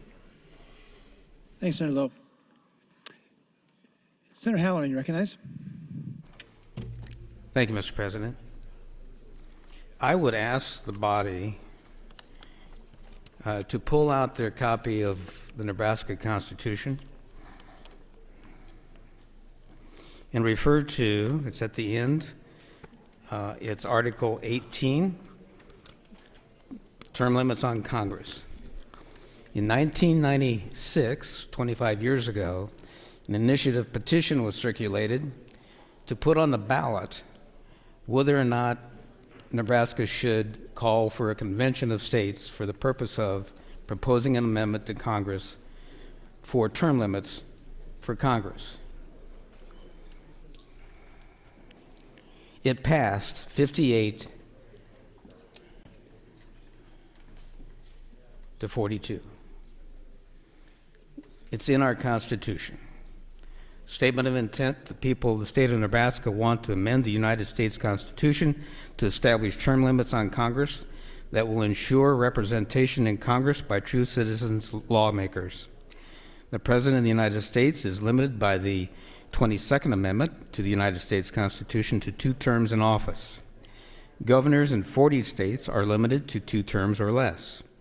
Voters have established term limits for over 2,000 state legislators, as well as over 17,000 local officials across the country. Nevertheless, Congress has ignored our desire for term limits, not only by proposing excessively long terms for its own members, but also by utterly refusing to pass an amendment for genuine congressional term limits. Congress has a clear conflict of interest in proposing a term limits amendment to the United States Constitution. A majority of both Republicans and Democrats in the 104th Congress voted against a constitutional amendment containing the term limit passed by a wide margin of Nebraska voters. The people, not Congress, should set term limits. We hereby establish as the official position of the citizens of the state of Nebraska that our elected officials should enact by constitutional amendment congressional term limits of 3 terms in the United States House of Representatives and of 2 terms in the United States Senate. It goes on, and I'll let you read the balance of that, but it's important to note this was in 1996. The national debt at that time was $5 trillion. $5 trillion. We're at $30 trillion right now. That's gone up $1 trillion a year. The corruption and appearance of corruption brought about by political careerism is destructive to the proper functioning of the first branch of our representative government. Congress has grown increasingly distant from the people of the states. The people have the sovereign right and compelling interest to create a citizen Congress that will more effectively protect our freedom and prosperity. This interest and right may not effectively be served in any way other than that proposed by this initiative.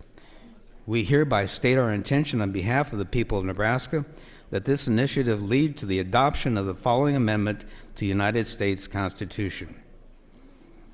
Congressional Term Limits Amendment to the United States Constitution, Section 1. No person shall serve in the office of the United States Representatives for more than 3 terms, but upon ratification of this amendment, no person who has held the office of the United States Representative or who then holds the office shall serve more than 2 additional terms. Section 2. No person shall serve in the office of the United States Senator for more than 2 terms, but upon ratification of this amendment, no person who has held the office of United States Senator or who then holds the office shall serve more than 1 additional term. Section 3.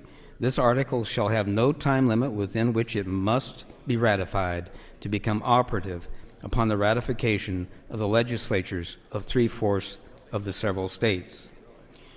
Therefore, we, the people of the state of Nebraska, have chosen to amend the Constitution of Nebraska to inform voters regarding incumbent and non-incumbent federal and state candidate support for congressional term limits amendments provided for in this section. 25 years ago, this was put in our state constitution, the one that we swore an oath to abide by, along with the U.S. Constitution. And 25 years have gone by, and we have done nothing in regard to the wishes of the electorate, the second house, in regard to calling for a convention of states for term limits for Congress. Thank you, Mr. President. Thanks, Senator Halloran. Senator Slama. Thank you, Mr. President, and good afternoon again, colleagues. I think Senator Halloran was making a great point when he described Article 18 of the Constitution of Nebraska. This was added via initiative in 1996, so yes, 25 years ago, in fact, the year I was born. So I'd like to spend just a little bit more time with this section because it really is telling about the will of the voters and their interest in having federal term limits. So Section 2 of Article 18 reads, instruction to members of congressional delegation, ballot notation when. We, the voters of Nebraska, hereby instruct each member of our congressional delegation to use all of his or her delegated powers to pass the Congressional Term Limits Amendment set forth in Article 18, Section 1 of this Constitution. All primary and general election ballots shall have the printed information, disregarded voters' instructions on term limits, adjacent to the name of any United States Senator or United States Representative who fails to vote in favor of the proposed Congressional Term Limits Amendment set forth in Article 18, Section 1 of this Constitution, when brought to a vote, which I'd be interested to see just how many times that vote has been brought since this was added to the Constitution in 1996, fails to second such proposed congressional term limits amendment if it lacks for a second before any proceeding of the legislative body, fails to propose or otherwise bring to a vote of the full legislative body such proposed congressional term limits amendment if it otherwise lacks a legislator who so proposes or brings to a vote of the full legislative body such proposed congressional term limits amendment, fails to vote in favor of all votes bringing such proposed congressional term limits amendment before any committee or subcommittee of the respective House upon which he or she serves, fails to reject any attempt to delay, table, or otherwise prevent a vote by the full legislative body of such proposed congressional term limits amendment, fails to vote against any proposed constitutional amendment that would establish longer term limits than those in the proposed congressional term limits amendment set forth in Article 18, Section 1 of this Constitution, regardless of any other actions in support of such proposed congressional term limits amendment, sponsors or co-sponsors any proposed constitutional amendment or law that would increase term limits beyond those in the proposed congressional term limits amendment set forth in Article 18, Section 1 of this Constitution, fails in any way to ensure that all votes on congressional term limits are recorded and made available to the public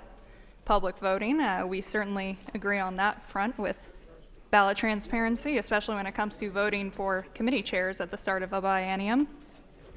The information disregarded voters' instruction on term limits shall not appear adjacent to the names of incumbent candidates for Congress if the congressional term limits amendment set forth in Article 18, Section 1 of this Constitution is before the states for ratification or has become part of the United States Constitution.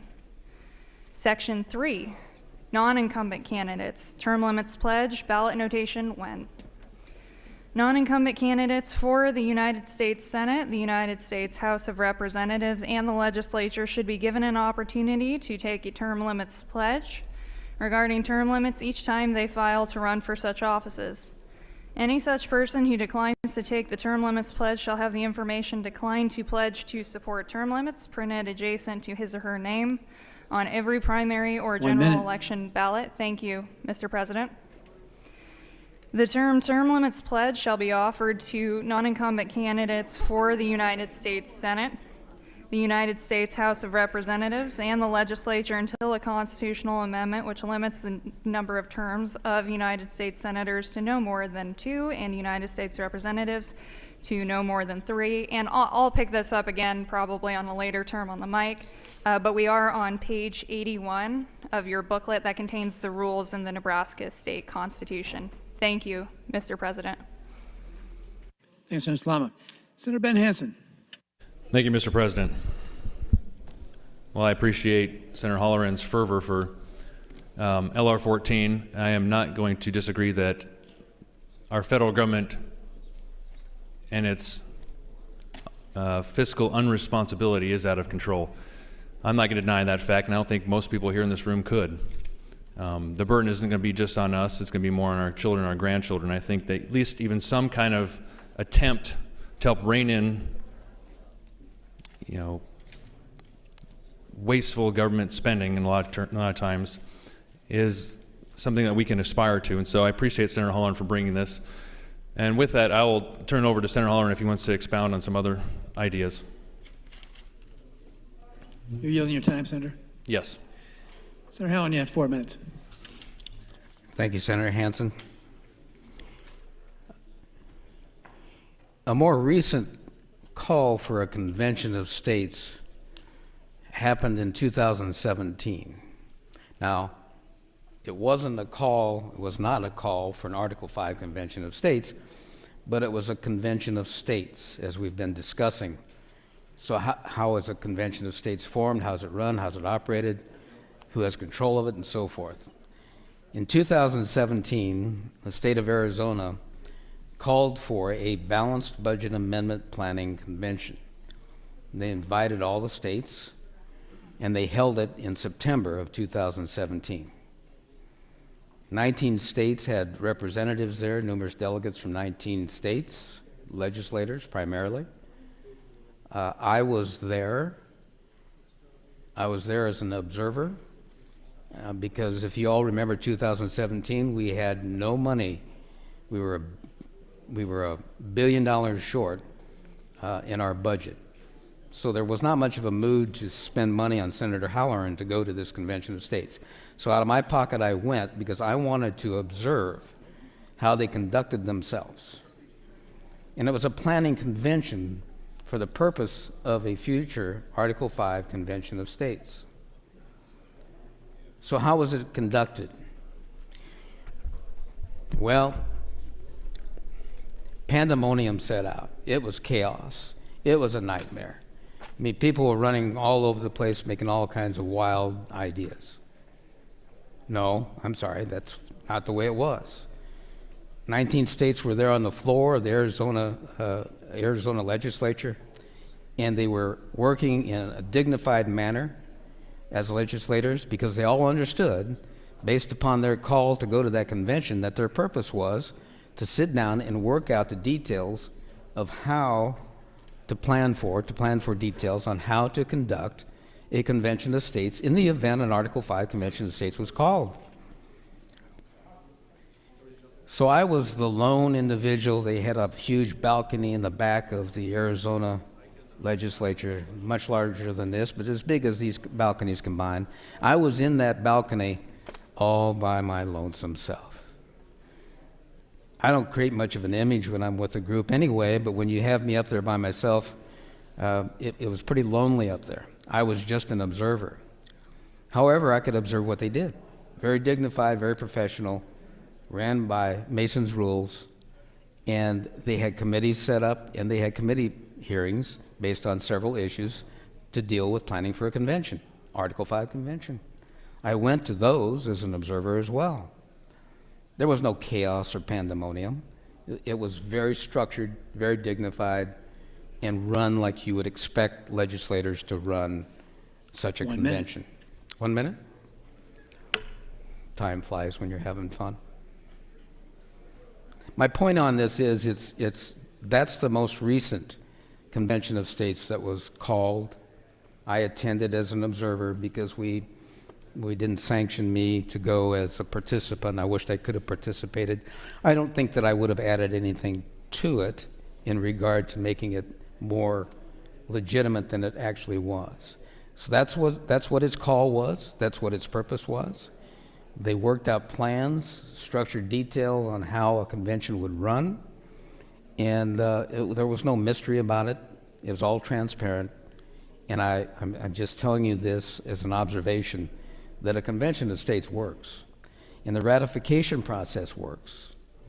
We've seen the ratification process work 27 times to ratify amendments to the Constitution. And as I said, that time? That's time. Senator Erdman, you're recognized. Thank you, Lieutenant Governor. I appreciate it. And Happy New Year to those of you that I haven't greeted yet. I appreciate the opportunity to speak today on LR 14. I am in support of this. I appreciate also those people in the balcony who have come today. Many of those people I've seen here in the Capitol for several times, and I appreciate that. If COVID has done one thing for us, it has provoked the voters to get involved in our government. And that's exactly what those people in the balcony are doing. They're getting involved in their government, and I appreciate that. People are showing up at school board meetings. They're showing up at county government meetings. They're getting involved, and it works best when the people get involved because the watchfulness of the citizens is what keeps our government straight. So Senator Halloran's proposal, LR 14, has been something we've been talking about for the 5 years that I've been here. Senator Epke, before Senator Halloran, had brought this. I was pleased to hear Senator Lindstrom talk about the convention that he attended in Virginia, and I was wondering if he'd yield to a question or two. Senator Lindstrom, do you yield, please? Yes, I will. Senator Lindstrom, I did appreciate what you said, and I appreciated the confidence with which you came away from that convention. What was your role there when you went to Virginia for that convention? Yeah, so Senator Epke had approached several of us in the body to the level of interest that we had to traveling with her to Williamsburg, and Senator Friesen and I accepted that position, and there was 3 of us that went out there to participate. When we arrived, all 50 states were represented with anywhere from 3 to 7 members, if I remember right. It wasn't a huge group that went out from, but all 50 states were represented there. And so one of the first things that we did, we met as an entire group, and then we ended up selecting what would be the president, if you will, that would oversee it, similar to what we do right here in the body. And then we went about the process of carving up into different committees that were tasked with coming up with what amendments that we wanted to see.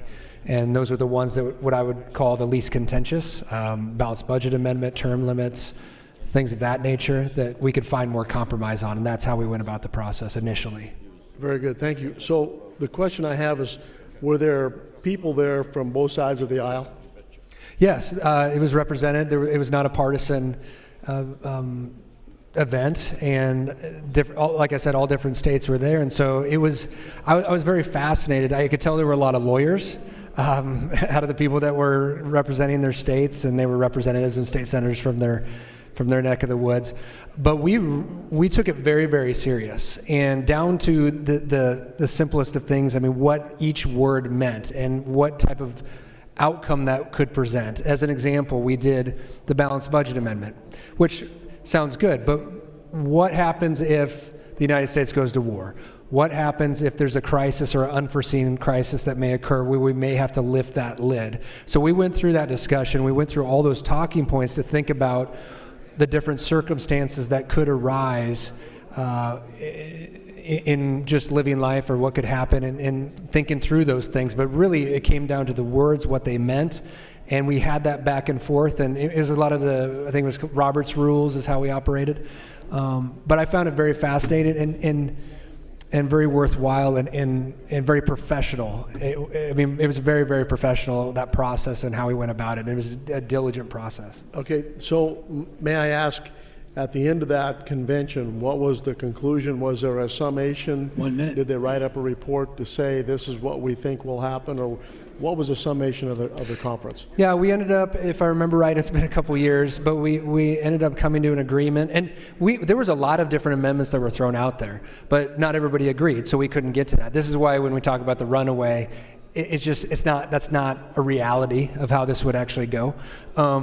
But we got to the closest we could. I think there was 3 different things we ended up agreeing upon, and that was, the balanced budget, the term limits, and it escapes me on the 3rd one right now. I'd have to go back. It's been a couple years. But we did get to a consensus, and we ended up having a mock process of voting on those, and we did end up having a few that ended up passing. But what they looked like from when we started to what they looked like, the end product, were very, very different. Okay. Thank you very much. I appreciate that, Senator Lindstrom. Thank you for your time. Thank you. Thank you, Senator Urban, Senator Lindstrom. Senator Clements. Thank you, Mr. President. I haven't spoken yet on this item, but I did have some thoughts as I've been hearing the conversation. I am in support of LR 14 and have been for several years since I got here. When I first became a senator in 2017, Senator Epke was carrying a similar bill, and I was pretty skeptical about it. I thought, and I heard the fear people of talking about how it was going to be a runaway, but then in visiting with her and looking into the safeguards that are proposed to be in this, I became satisfied that this will be a safe way to limit the federal government, and the limitations of the convention are going to be adhered to.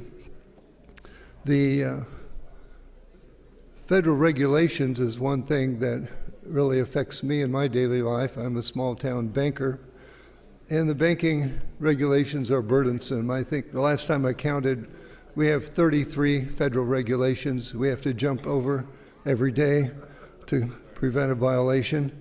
And we have the same ones that Citibank has, which is hundreds of times our size. The Nebraska Banking Department has qualified people to regulate small banks like mine, and we could relieve the federal people of having to bother with my little business, and possibly that would be one thing that would be a benefit to me coming out of this. And of course, federal overspending has been out of control for some time. That's why I think big reason why this was started. And now federal overspending is really on steroids. I'm probably going to vote to spend some of the ARPA money, but if we gave it back, I think somebody else would just spend it. So I think Nebraskans might as well benefit if someone is. Another thing recently came to my attention was the country of Venezuela. They were formerly a major force in the world, and now their economy is broke. And I have a friend whose grandson is in the Army, and he visited Venezuela sometime earlier last year. And he bought a placemat and a small elephant that had been made by a street vendor for $5 US. That placemat and the little elephant, he got to looking, they were made from Venezuela bolivars. The mat has over 420,000 bolivar bills, and if you look at all the bills that he bought for $5 US, there are 9.9 million bolivars that were purchased for $5 US. And that's, you could come see that in my office. I've got it on loan for a while, and we need to rein in the United States so that we avoid our economy turning into a Venezuela. And with that, Mr. President, I would yield the rest of my time to Senator Halloran. Thanks, Senator Clements. 1 minute, Senator Halloran.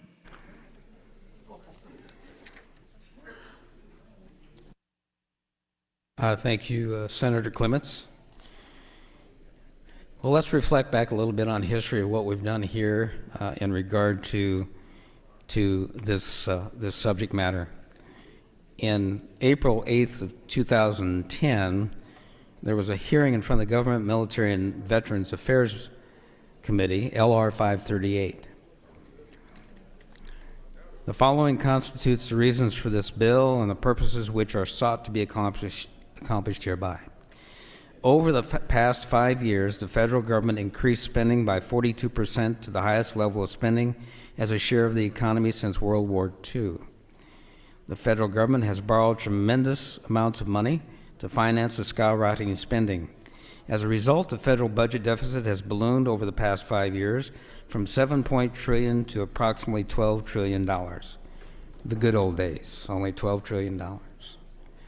A 5-year increase equal to the nation's entire accumulation of debt from the presidencies of George Washington to Bill Clinton. That's time, Senator. That's time. Okay. Thanks, Senator Halloran. Senator Salami, you recognize? It's your third opportunity, Senator.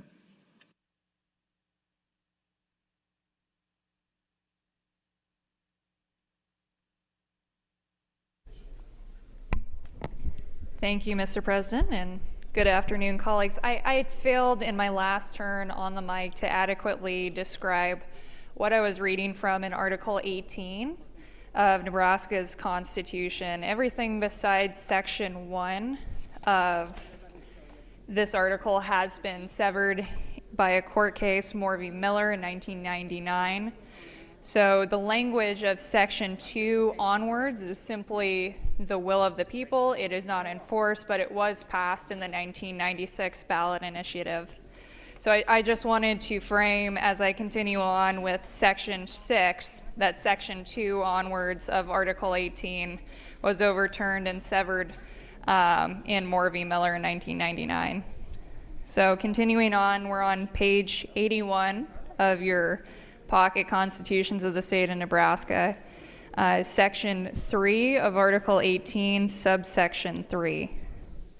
The term limits pledge that each non-incumbent candidate set forth in subsections 1 and 2 of this section shall be offered is as I support term limits and pledge to use all my legislative powers to enact the proposed constitutional amendment to the United States Constitution set forth in Article 18, Section 1 of this Constitution.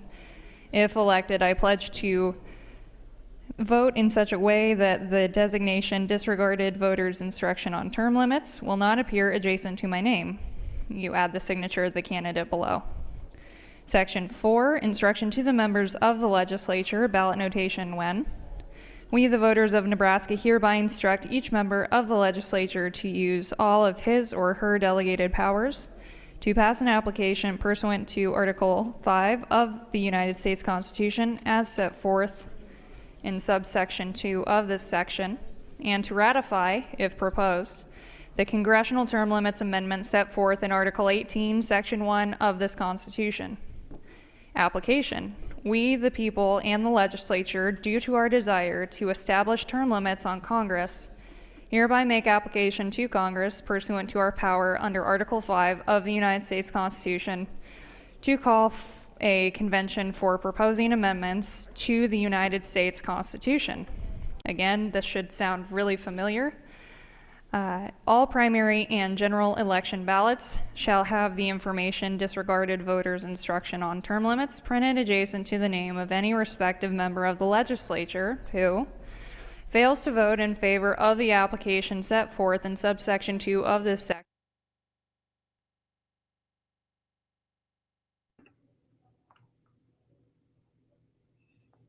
Hey everyone, this is Rita Peters again. I am your host for this very special edition of COS Live on Facebook as we are all watching the continued debate on the COS resolution in the Nebraska Senate today.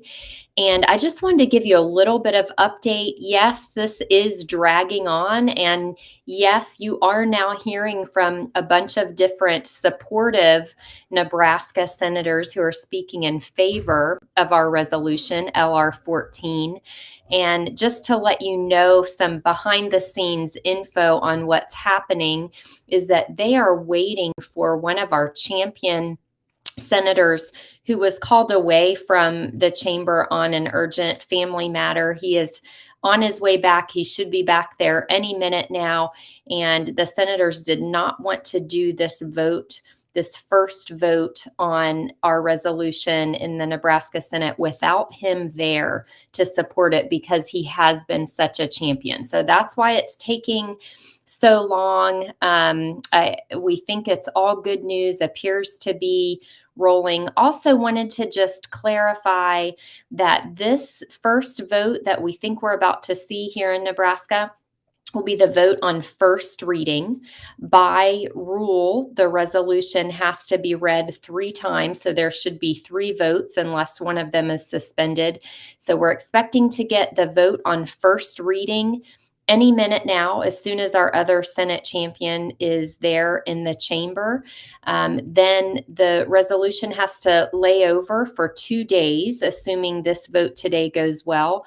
So the earliest it could be up again for the second reading would probably be Thursday, but they may even push it until next week for the second and third readings and final passage in the Nebraska Senate. So it's an exciting time. Hope you can stick with us a little bit longer as we wait for this. Where are we financially as a country? Senator Halloran, would you yield to a question? Senator Halloran, you yield, please. For Senator McDonald, anytime. Senator Halloran, in 2017, when we started having the discussion, do you remember what the national debt was? Well, precisely, I don't know.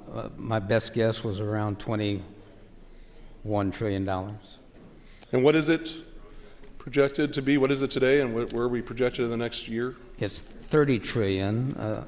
The Congressional Budget Office is projecting at least $1 trillion increase annually for the foreseeable future. Senator Halloran, do you have a plan to have a runaway convention? I wouldn't even pretend to know how to do that. Senator Halloran, have you ever discussed ways to stop a runaway convention with us as individuals and, of course, on this floor? But since 2017 with me, that was a concern that people had brought up. And since 2017, you've been telling me about how we would try to make sure there was not a runaway convention. Is that not true? That's true. That's true. LB 195. I think Senator Moorfield misspoke when he said that bill was called the unfaithful delegate bill. It was the faithful delegate bill, purposely labeled that way to create legislation that would keep commissioners or delegates to a called convention in line in respect to what we asked them to call the convention for. So that's our duty, to write legislation to be able to make sure that any delegates we send know exactly what their parameters are, what they can and can't do, and what happens if they go outside the scope of the call. Thank you, Senator Halloran. There's a number of things that we're passionate about in this body, and we bring forward, and a number of times the majority of us, they don't agree. But one thing you have to respect, that you cannot manufacture passion. It's got to come from the heart. Senator Halloran's been passionate about this subject and about this issue for us, for our children, for our grandchildren, our great-grandchildren, since he came here in 2017. I really believe that we should consider moving this, all of us, from general file to select, based on the idea, if you have questions and concerns, and I think there was good debate this morning, good discussions, give Senator Halloran a chance to answer more of your questions. Let's move this from general to select. Let's keep this discussion going, because it's good for us. It's good for the state of Nebraska. It's good for our country. For the people sitting up here in the balcony that are looking at us like, you work for us, and what are you people doing? Why aren't you bringing this to a vote? Well, there's a number of reasons Senator Slama explained, and there's other people that want to be here, and hopefully this vote's going to come shortly here in the next 20, 30 minutes, but please be patient with us. Don't give up on us yet. We will have a vote. And I'd like to yield the remainder of my time to Senator Slama so she can continue to educate this body. Are you okay? All right. Senator Slama will continue. Please continue educating the body, and where you left off, I think it was section 4. Thank you, Mr. Senator Slama, 1 minute, 2. Thank you very much, Senator McDonald. That's very kind of you, and I'm so floored by this kindness that I'm going to have to take a second to collect myself and get back to section 4 of Article 18. So thank you again for that kindness. So if I mark the correct place where I left off, and I don't know that I have very much time left, but I will know that I was on subsection 4, section 4, Article 18 of your Nebraska State Constitution. You have one of them in your desk. The information disregarded voters' instructions on term limits shall not appear adjacent to the names of candidates for the legislature as required by subdivisions 3A through 3G of this section if the state of Nebraska has made an application to Congress for a convention for proposing amendments to the United States Constitution pursuant to this initiative, and such applications has not been withdrawn, or the congressional term limits amendment set forth in Article 18, Section 1 of this Constitution. It's time, Senator. Thank you, Mr. Thank President. you, Senator Slama, Senator McDonald, and Senator Halloran. Senator Groney, you recognized. Thank you, Mr. President. I plan to vote for advancement of LR 14. Senator Halloran and I have had some angry exchanges over it, but I read what the Founding Fathers, I've been reading up on some of what the Founding Fathers' debates were, and the give and take, and it wasn't give and take, it was almost punch and punch, but during the convention. But I heard I guess what made me stand up was when Senator Halloran mentioned fear. I do have a fear, something that hasn't been mentioned on this court. I am not so much afraid of a runaway convention as I am of a runaway Supreme Court. And a executive branch that is so sure that the Constitution can be interpreted in any way you wish, that they're talking about packing that court and expanding it, as Roosevelt did. If that Constitution was so sacred, so well written, and so clear, why would we have a president and a party who wants to pack it and interpret it their way? I fear a runaway Supreme Court. We already have a runaway Congress. We all know that. It's completely out of control. When I watched part of the debate on the vaccine mandates the other day in the Supreme Court, and I heard the comment by Justices Breyer, Sotomayor, and Kagan, I was absolutely shocked at the ignorance that was displayed. I was also shocked at the total disregard to one of the major issues at the Constitutional Convention. We talk about states' rights, we talk about the Supreme Court, we talk about federal government rights. The big one in the room during the Constitution, which created this country, was individual rights. Individual rights. Even in this body, I hear the rights of the counties, the rights of the cities, the rights of the state, the rights of the natural resource districts. In all of those debates, I always return myself to the rights of the individual that those entities are supposed to represent. But the problem here in America right now is the individual is pushed to the side. It's about the greater good, the lesser of evils. What should the majority tell the minority? If we can do anything to change that, to have that conversation by having a convention, I'm not going to dissuade that, because we got two branches of government that basically are runaway right now. And the states who are closest to the people has been pushed aside, and we talk about three-legged stools. I would say the state's leg is being chopped, and it continues to be chopped. As for term limits, I am for term limits. Always have been. Can't wait till I'm term limited out. Because I watched the power. I've watched it for 7 years. How many elected officials seek power? And the more power they receive, the less they listen to the people.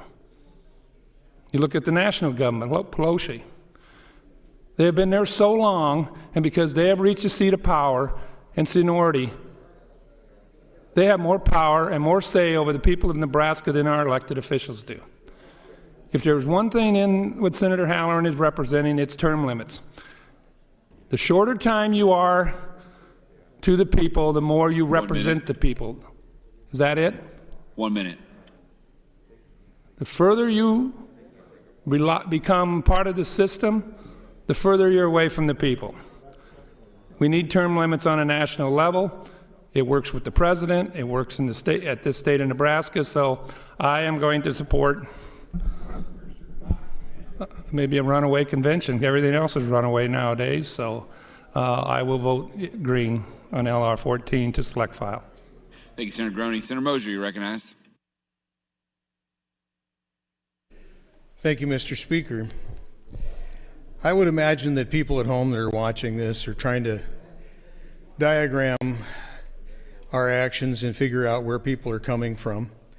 And I think this is political theater at its best.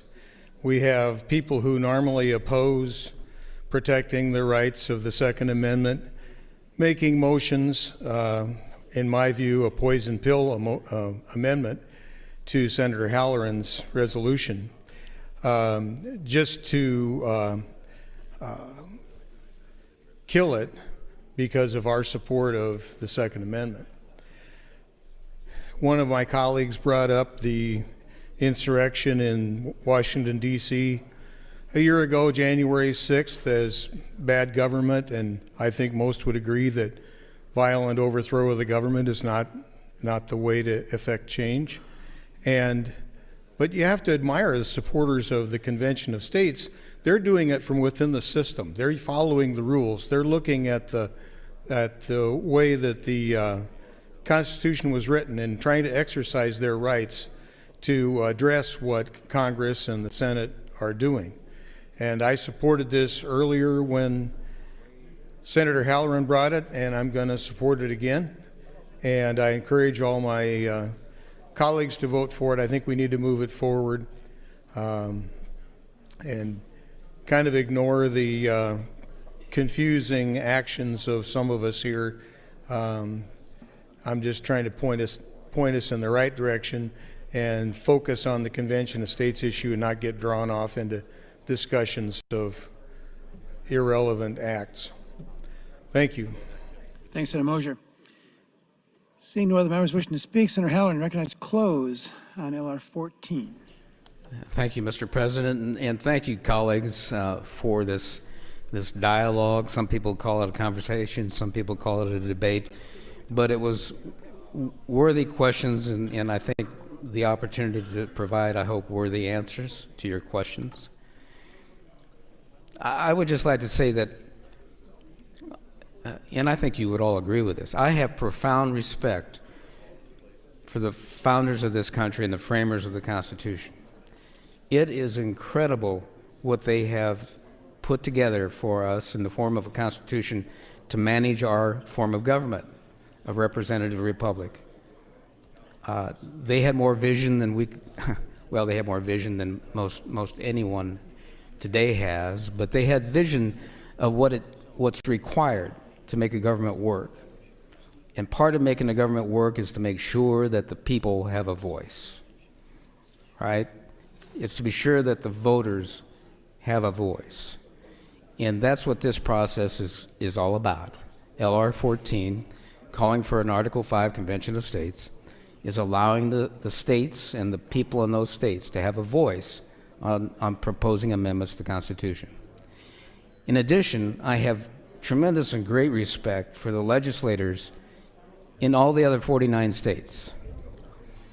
These people have sworn the same oath that we have. They've sworn the oath to their state constitution.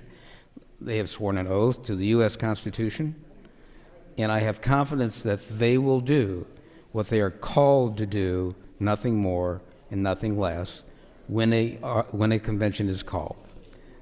So with that, I will close and I will ask for a call of the House and roll call vote in regular order. Thanks, Senator Halloran. There's been a request to place the House under call. The question is, shall the House go into call? Those in favor vote aye. Those opposed vote nay.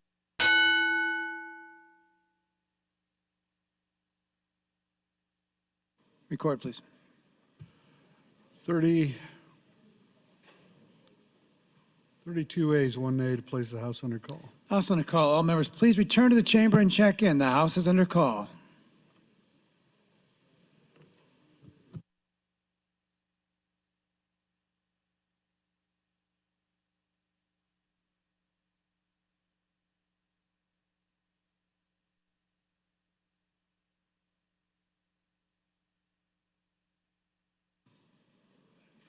All members, please check in. House is under call.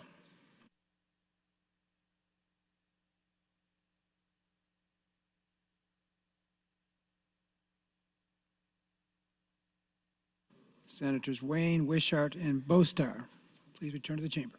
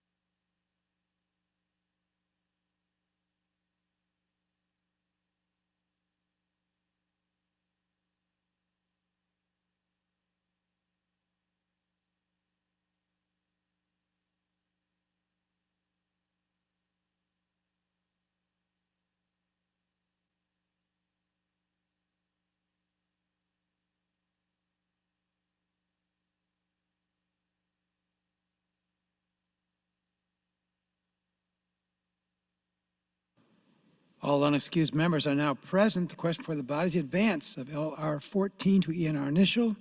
A roll call vote has been requested. Mr. Clerk.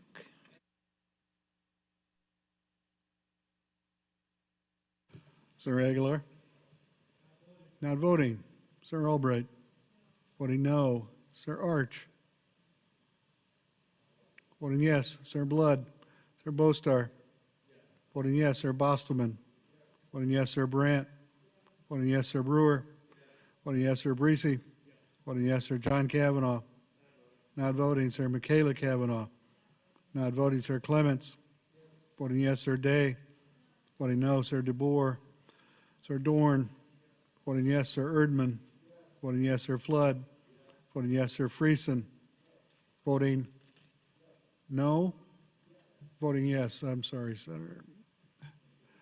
Sir Friesen voting yes. Sir Geist? Voting yes. Sir Gragert? Voting yes. Sir Groney? Voting yes. Sir Holleran? Voting yes. Sir Ben Hansen? Voting yes. Sir Matt Hansen? Voting no. Sir Hilders? Voting yes. Sir Hickelman? Voting yes. Sir Hughes? Not voting. Sir Hunt? Voting no. Sir Coulterman? Voting yes. Sir Lathrop? Voting no. Sir Lindstrom? Voting yes. Sir Linehan? Voting yes. Sir Lowe? Voting yes. Sir McAllister? Voting no. Sir McDonald? Voting yes. Sir McKinney?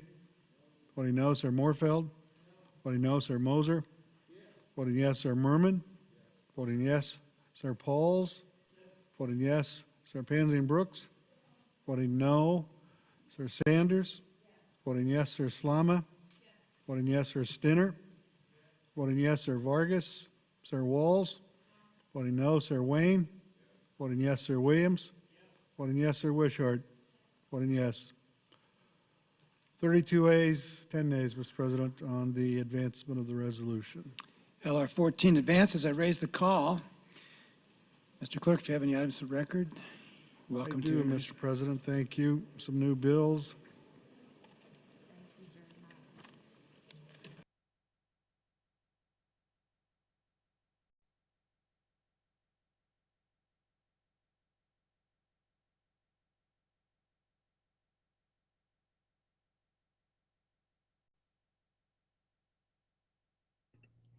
So you just saw our resolution, LR 14, the Convention of States resolution in the Nebraska Senate, advance to its second reading. So that was the first of 3 votes under the Nebraska rules.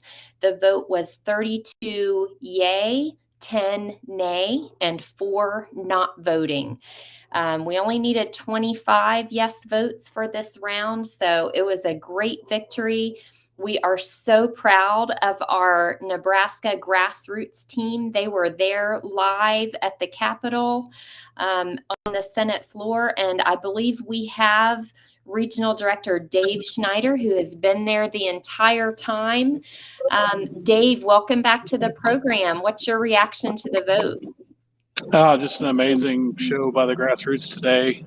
We showed up in masses today, not masks, but masses. We had a lot of folks here today, and it was great to have a victory, first round victory. This is the first of a couple different ones that we need to have. We've had a string of victories here in Nebraska, ending last session that resurrected this bill from the ash heap. And it was nice to see a resounding vote of 32, almost to the supermajority, 33. 33 is a real magic number because if we face a filibuster in the next round, we got to be at that 33. So we're real close. We've got maybe a few that we need to do a little work on, but looking real positive. I like to see what I saw with all that green up on the board today. Oh, it was a beautiful thing to see. So for those watching, LR 14 again is our Convention of States resolution in Nebraska, and we just passed the first of 3 readings. So it's a great sign. Dave, just explain as much as you can to us about what happens next and what you expect the timing to be on that. Absolutely. So this being the first reading, we've got to lay it over for 2 calendar days. So the earliest it could come back up for debate would be Thursday. I don't really anticipate it to be up Thursday, but it could. This is the unicameral, and strange things do happen here. I've experienced some strange things over the years. So as early as Thursday, most likely, if I were to guess, next Tuesday after the holiday of Martin Luther King Jr. Day on Monday, and then move it on Tuesday. So they're off this Friday. So this Friday and Monday are holidays for them. So sorry for the background noise, but we were excited. It gives us some time to work on a few stragglers that we have out in the red column that we saw, and there was, as you saw, also there was quite a few that did not vote, and that's a positive sign. I think with a few of them at least. So we got about a week. It'd be my guess, and then that's the second hurdle. We got a third hurdle after that. So there soon after. I don't want to count, even speculate to what happens next until we get over that next hurdle, the second one. Mm-hmm. Absolutely. Well, if there's one thing I know about our grassroots army, it's that they don't go away. They're going to keep fighting. They're going to keep working on this under your leadership. Dave, thank you so much for everything you're doing out there. And on behalf of the entire national organization, I want to say congratulations to you. Congratulations, especially to our grassroots in Nebraska who have brought this about. And congratulations and thank you to our wonderful champion in the Nebraska Senate, Senator Steve Halloran. Thank you so much. You bet. Steve has just done an amazing job here, and going to go talk to him right now. Give him congratulations. So I'll certainly pass that congratulations on that you just gave. Tell him I'm waving my Nebraska flag for him today. I certainly will do that. Thanks, Dave. And to all of our viewers, this is Rita Peters again. I'm going to sign off now and just stay tuned. We will keep you informed. You know, maybe it'll be next Tuesday again that we're back here live again to broadcast round 2 of this debate. But we'll keep you posted and keep on standing up, speaking up, and showing up on behalf of liberty. Thank you for your support. And if you want to learn more, you can always go to conventionofstates.com. Thanks, everyone.